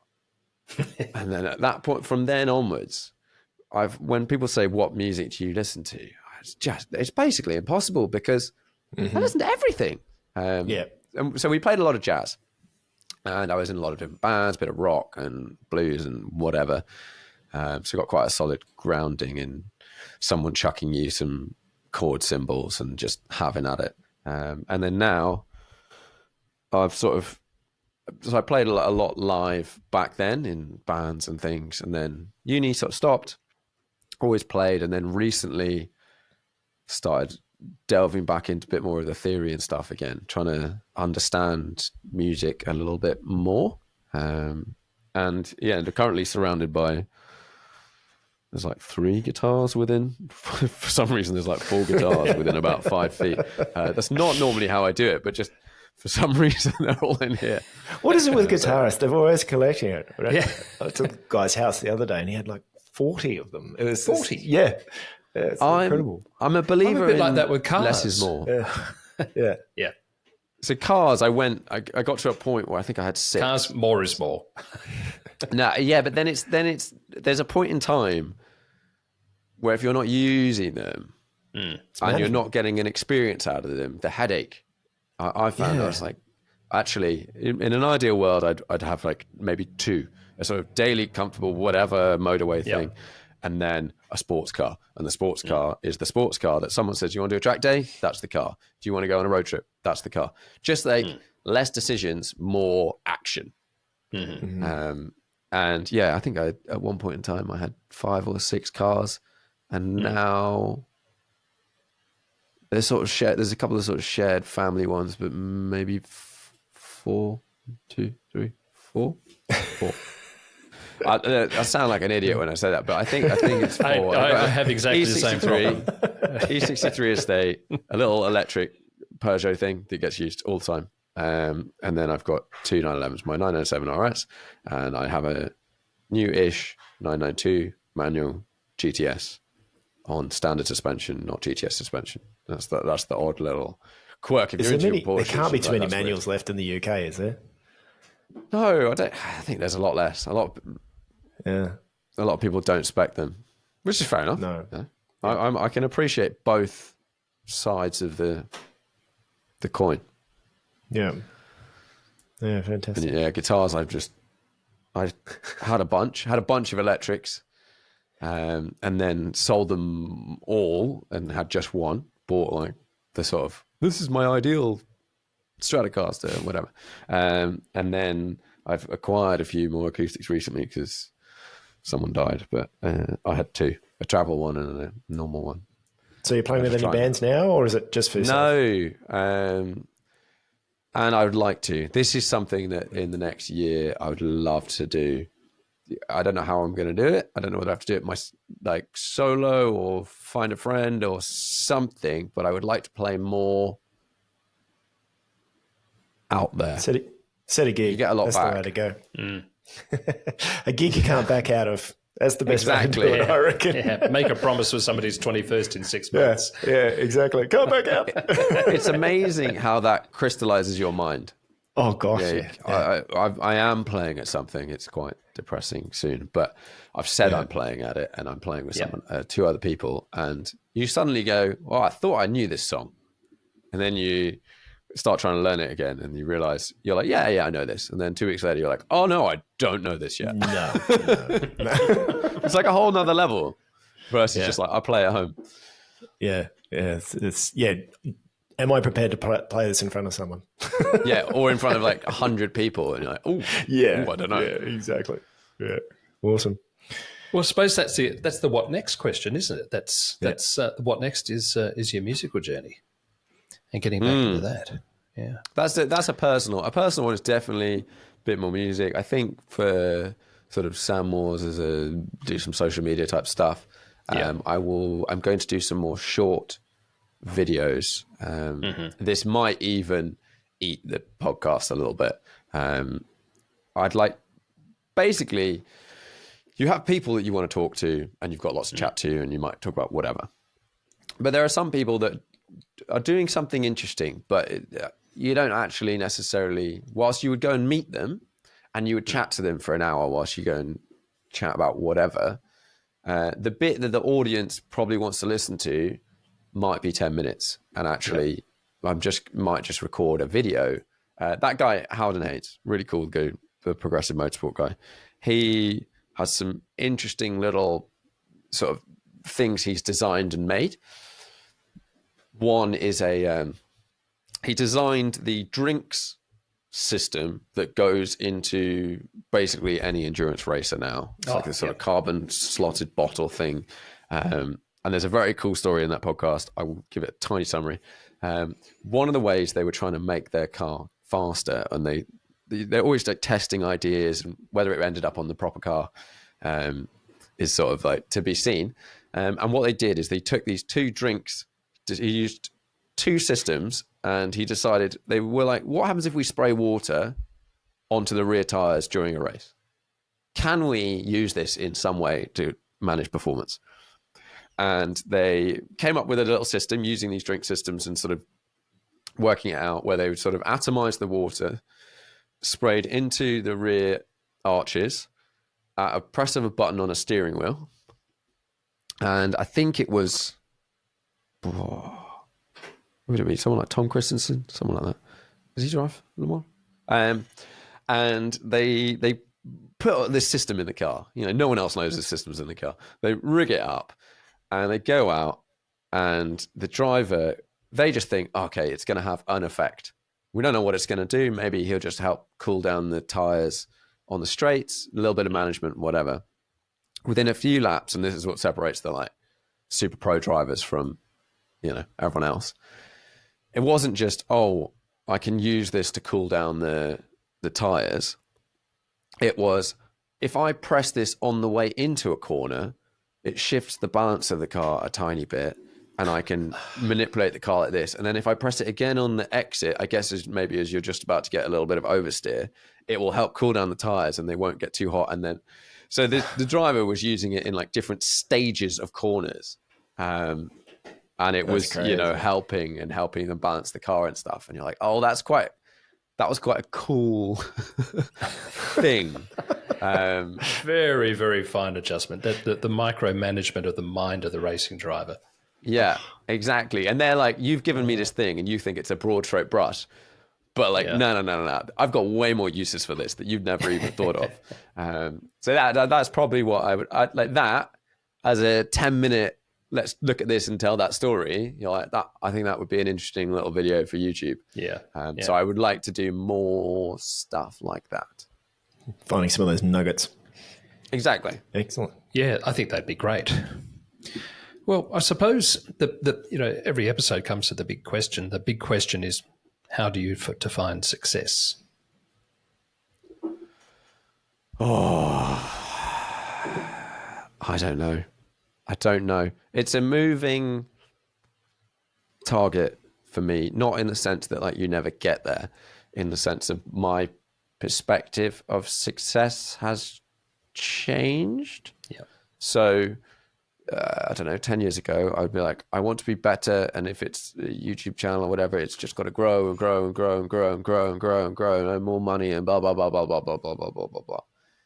Now I look at it, I think I'm hitting a real like midlife crisis type situation of going, right, but when does that end? And if you are that person that just pushes and just pushes, you might end up being the 80-year-old or 90-year-old that's still pushing this one thing, and you might have missed out on everything else. You might go, when they ask people when they die, their top regrets. It's like, no one says, I wish I worked more. It's like, I wish I spent more time with my family or, whatever. So it's finding a balance and finding a balance that I'm okay with, and whatever that looks like. So it could be for me, as long as I'm happy and enjoying what I'm doing, my brain wouldn't let me just sit around and do nothing. Yeah. So I've got to be doing something.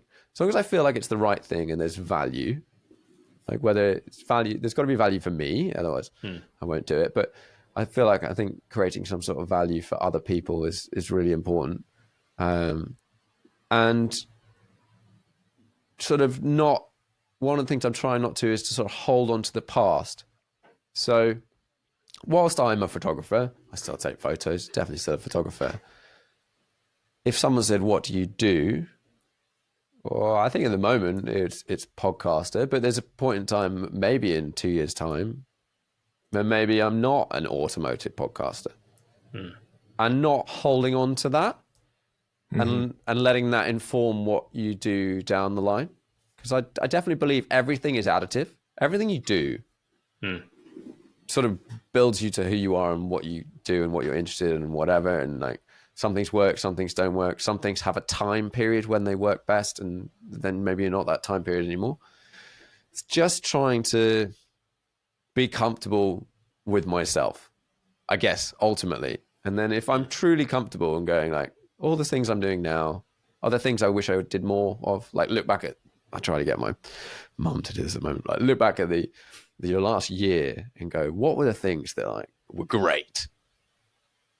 And what are the things that were rubbish? And sometimes you don't have a choice. But am I doing more of the things that really give me a lot of energy back, and less of the things that suck all the life out of me? If it's a choice, and am I okay with that balance? Whether it's like, I want to see my family more often. Okay, let's look at the calendar. Did I see parents or whatever? I saw them I saw them 2 times this year. That's not great. Maybe I should, how can I make I see them 4 times? Or I had a great podcast with this type of person. How can I have more podcasts with those types of people and less podcasts with these types of people? And how do I feel? And try and just, I think if I feel okay about it, and I genuinely have an honest conversation with like, how is it? Then I'm okay with that. I don't like regret it. Whereas if I'm doing something because for some reason that's not that kind of pure in me, then it's going to eat me and it will catch up. And it's managing that. And I think it's a never ending. So it sounds like a spiritual evolution. dynamic shift and a spiritual dynamic balance that's a shifting target for you. Yeah, it's never, I don't think, just being comfortable with yourself, with what you're doing, truly comfortable, I think is probably, that might be the overall thing I'm trying to head Your towards. success. Cool. Excellent. Thanks so much for your time today, Sam. Sam, it's been wonderful having you on the show. Before we Very cut, inspirational.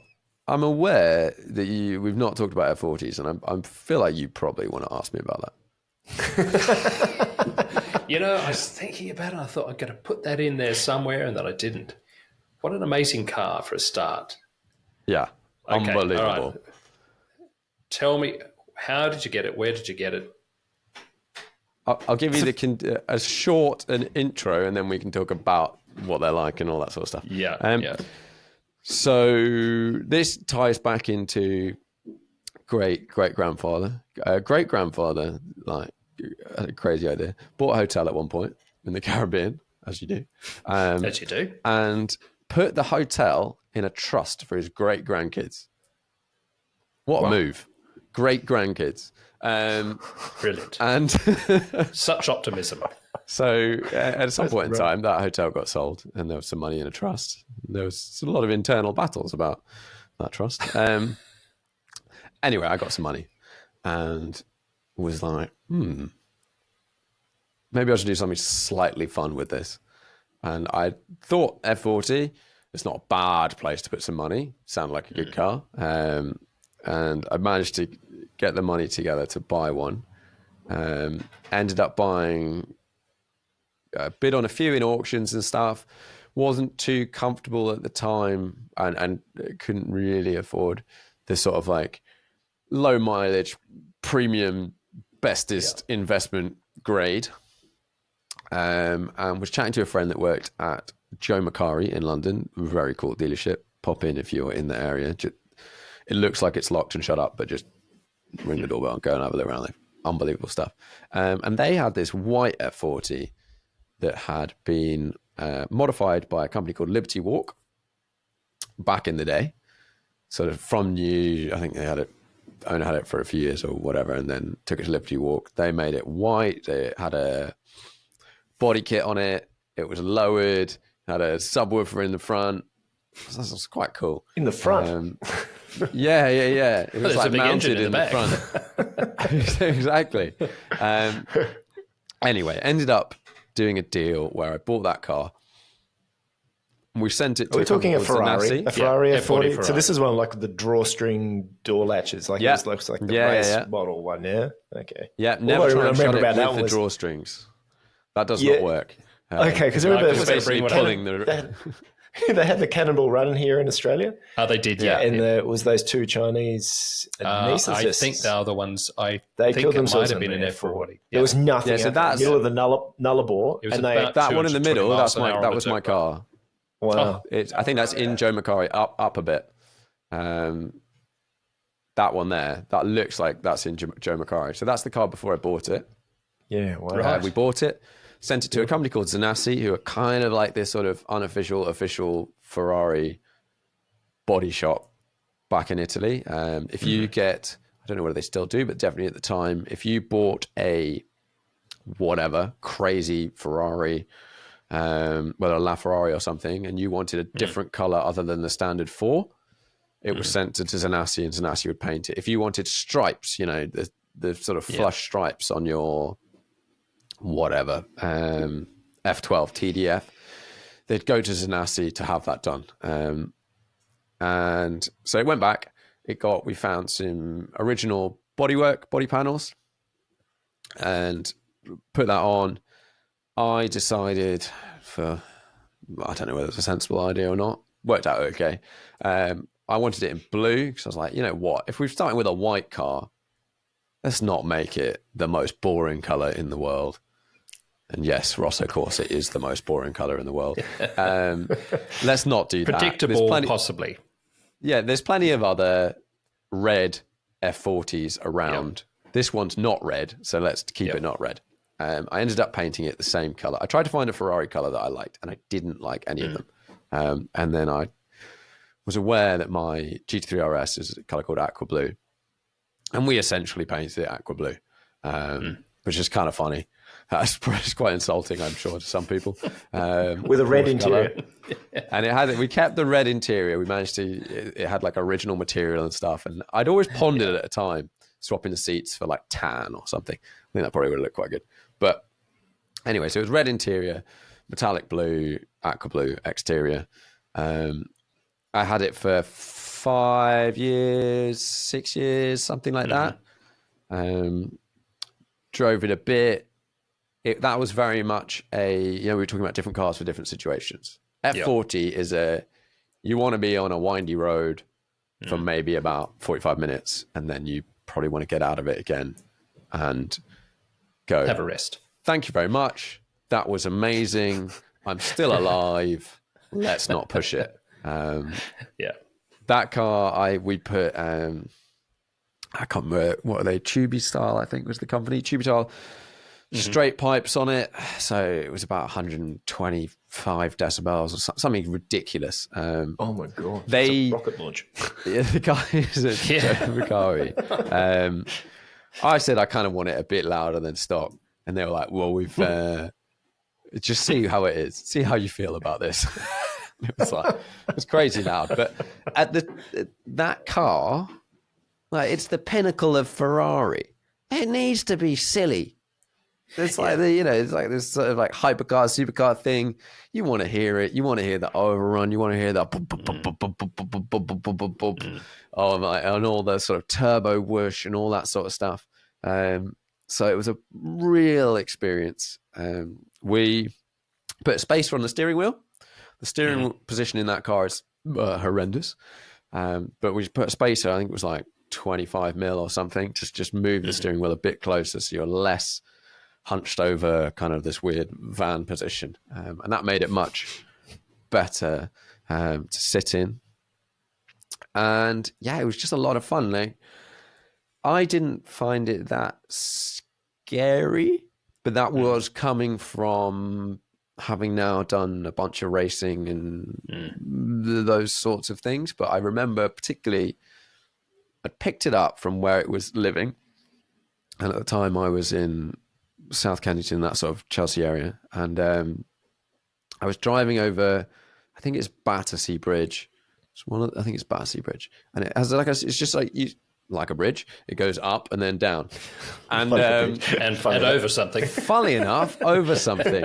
You don't want to end up in the thing that it's gone over. No. That's always a good way. So I had cold tires because I've just been trundling around town for a bit, and I give it a bit of beans going up over this bridge, over a humpback bridge. Both rears light up on the way up this ramp. Like, on the way up. And not on full throttle. Just like, oh dear. Jeez. Oh dear. And I just like sort of kept my foot in it a little bit, slowly lifted off, and like it was fine. But very much both rear wheels were spinning at a speed the car was not moving. And that was a moment, and this was just, it was a dry day. It was possibly a little bit cold, and you go, okay. This thing you need to be a bit careful. Yeah. And we've seen a few videos recently of people crashing them. And I think probably doing the full beans and then the full lift is never a good move ever in anything, really. But my time driving it was a lot of fun. A lot of fun. A bit sketchy. We talk about cars that you feel at 50 miles an hour, 40 miles an hour, rather than 150 in a new McLaren or whatever, because the suspension's a bit rubbish and all of it's just a bit like shaky and bumpy, and you have to hit the brake pedal really hard because it's unassisted brakes, and it does stop, but just like not as much as it goes. I remember going around a corner, like moderately hard cornering, and I hit a bump mid corner, which in any car driven up to that point, the car would have just gone bloop, bloop, and carried on. And this car, the back like moved about a foot to the right and then went back down again. You're like, oh dear. I reckon that'd make a great T-shirt. It stops not as much as it goes. I like it. I like that. Yeah. Perhaps that's your corporate T-shirt. Yeah, maybe. But it just an unbelievable experience. And then, as you mentioned, I did a video recently, which is the number one question I get asked, which is, do you regret selling it? And the summary is no, but it's no, because I'd had my fun with it. I'd done all the things I wanted to do with it within the parameters of an ever sort of increasing, great situation, but very, very, very expensive car that you're aware that, like, one, pranging it, going to be expensive. Two, might be very painful physically as well. If you that might hurt. You definitely contact the windscreen with your face. It's so close. So I'd sort of done all the things. I'd driven it on track. I got invited by someone to go to a private media day, at Anglesey, which basically means you can do whatever you like within reason. You can drive this way around the track. If you wanted, you could drive the other way around the track. You don't have to wear a helmet, like all this sort of things. And I say you don't have to wear a helmet. I wanted to wear a helmet in that car, but we were doing some filming. And actually, I don't think I could fit in that car with a helmet, not with my head straight up. You'd have to be slightly to the side. And I'm 6 foot tall, so I'm not huge, but I'm not tiny. And I came back from the track day in that, and I sort of like slid it like a little bit and stuff like that. And was like, yeah, I don't think I can top that. The only way I can top that is going to be driving it harder and faster on roads or another track day. And that just means I'm going to drive it harder, and eventually I'm going to come unstuck at some point in time. Yeah. So thank you very much. So the last thing I did with that car was a track day. I might have driven it for like 20 minutes after that, but that was pretty much it. And then sold it and moved on. And the thing with myself having or wanting to have loads of cars or not, it all around comes back to me now of experiences. I want to have more experiences. And that point in time, owning that car, it was becoming more of a liability than something I wasn't just going to get in and drive it somewhere for all of the reasons. The Team Galag people I mentioned earlier that I did Gumball with a couple of times after working for Gumball, we did a couple of trips to Sweden and Norway in the winter. And I took my 911 sort of modified SC to that. And we did it in a few different other cars as well. And that was like the value of car and the sort of fun was like, yeah, I'll take it on a nice track. Oh, I don't want to crash. But like if you crash and you bend a bumper, like, okay, well, I'll be upset, but it's not the end of the world. Whereas I would never have done that with an F40. And then I've had that experience of driving on the snow in an old 911, like, awesome. I think there's probably a better thing of, 911s are designed for those sorts of roads and those sorts of conditions. They're designed primarily as a road car and everything else around it. But the F40, it'd be like just taking a wild beast into a park. Just ice skating. Just in the snow on twisty roads. You don't want that sort of power, that sort of torque on roads like that. It's not that much lock. Some lock, but not that much, and not much grip. Yeah, you want something a little bit more predictable in the back end, I think. So what was it like driving? Cool. Was it a predictable car? Was it easy? Was it? I'd say it's friendly. Yeah. The only things that's not friendly is if you have an unfriendly right foot. Yeah. So like if you just take the stereotype, I think everyone has an idea of what a big single turbo, although that wasn't single turbo, but like big boosty car. Yeah. If you just from 0 miles an hour, 0 revs, mash it and just wait. You just wait. Well, what happens? Maybe you're in like third or second, or third you're going a bit quicker. Is when that comes in, you get all of the torque, all of the power and a sharp go, and you might break traction or whatever. If you roll into it and just build, and then when you've got a bit of boost, if you then ramp it up a bit, it's fine. It's fine. It's fine. You want predictability, and you want progressive power. You don't want all of a sudden nothing. Yeah, and it's got a diff. Like it doesn't spin one rear wheel. Yeah, it'll spin two. Like obviously you don't want to be doing that too much, but it's not like it's not that bad. It's if you can drive, which is maybe the problem with some of these things is someone gets an opportunity to drive something that they're like, this is the halo. I want to experience that. And you maybe don't have the experience of other stuff. Like, I don't know, you could drive an Exige with way too much horsepower and it would be a similar sort of crazy, sketchy experience because it's light and it's not got the best tires, and it's got pretty rubbish suspension by modern standards, and it's got no traction control, no ABS, and all of those things. So if you drive something like that, it's a similar sort of thing.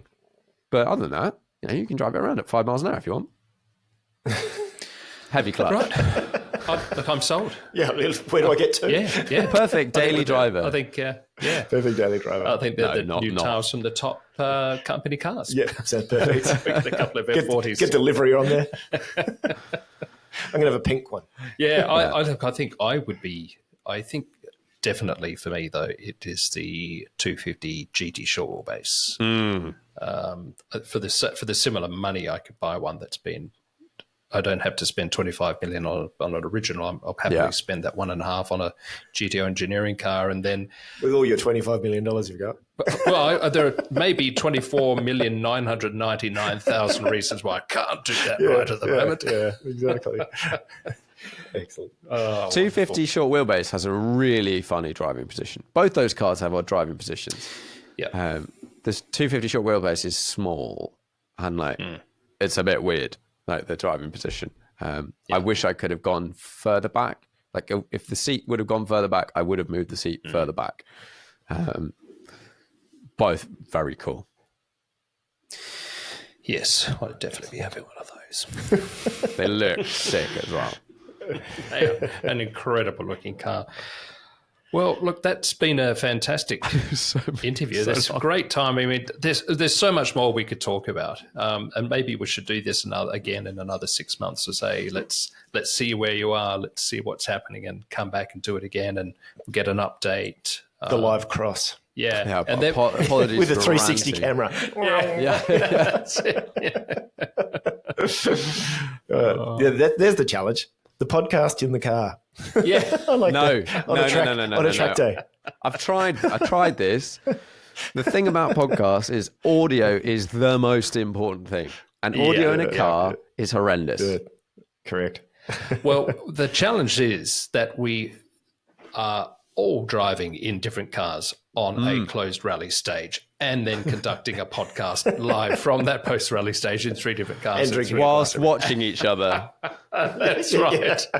And you And ask, reading you're the like, questions. they're about to come to a one right. And you're like, you ask them a really thought-provoking question just at the breaking point. Quick double D clutch. Oh, excellent. Thanks, Sam. So fun. Wonderful. Catch up. Thanks very much. And to the listeners, I hope that you enjoyed that as much as we did. Thanks for listening to the show. And if you'd like to find out more about Kyron Audio or Deverson Design and how we can create bespoke luxury environments and experiences in your life, you are more than welcome to book a call with one of our principals through our websites, kyronaudio.com.au or deversondesign.com.au. Many thanks goes to our producer, Marcus Franks, and our editor, Jeremy Deverson. Make sure you hit subscribe, give us a 5-star review, and turn on notifications so you don't miss our next episode. Please take the time to leave us a comment, and we look forward to seeing you next time on Tales from the Top.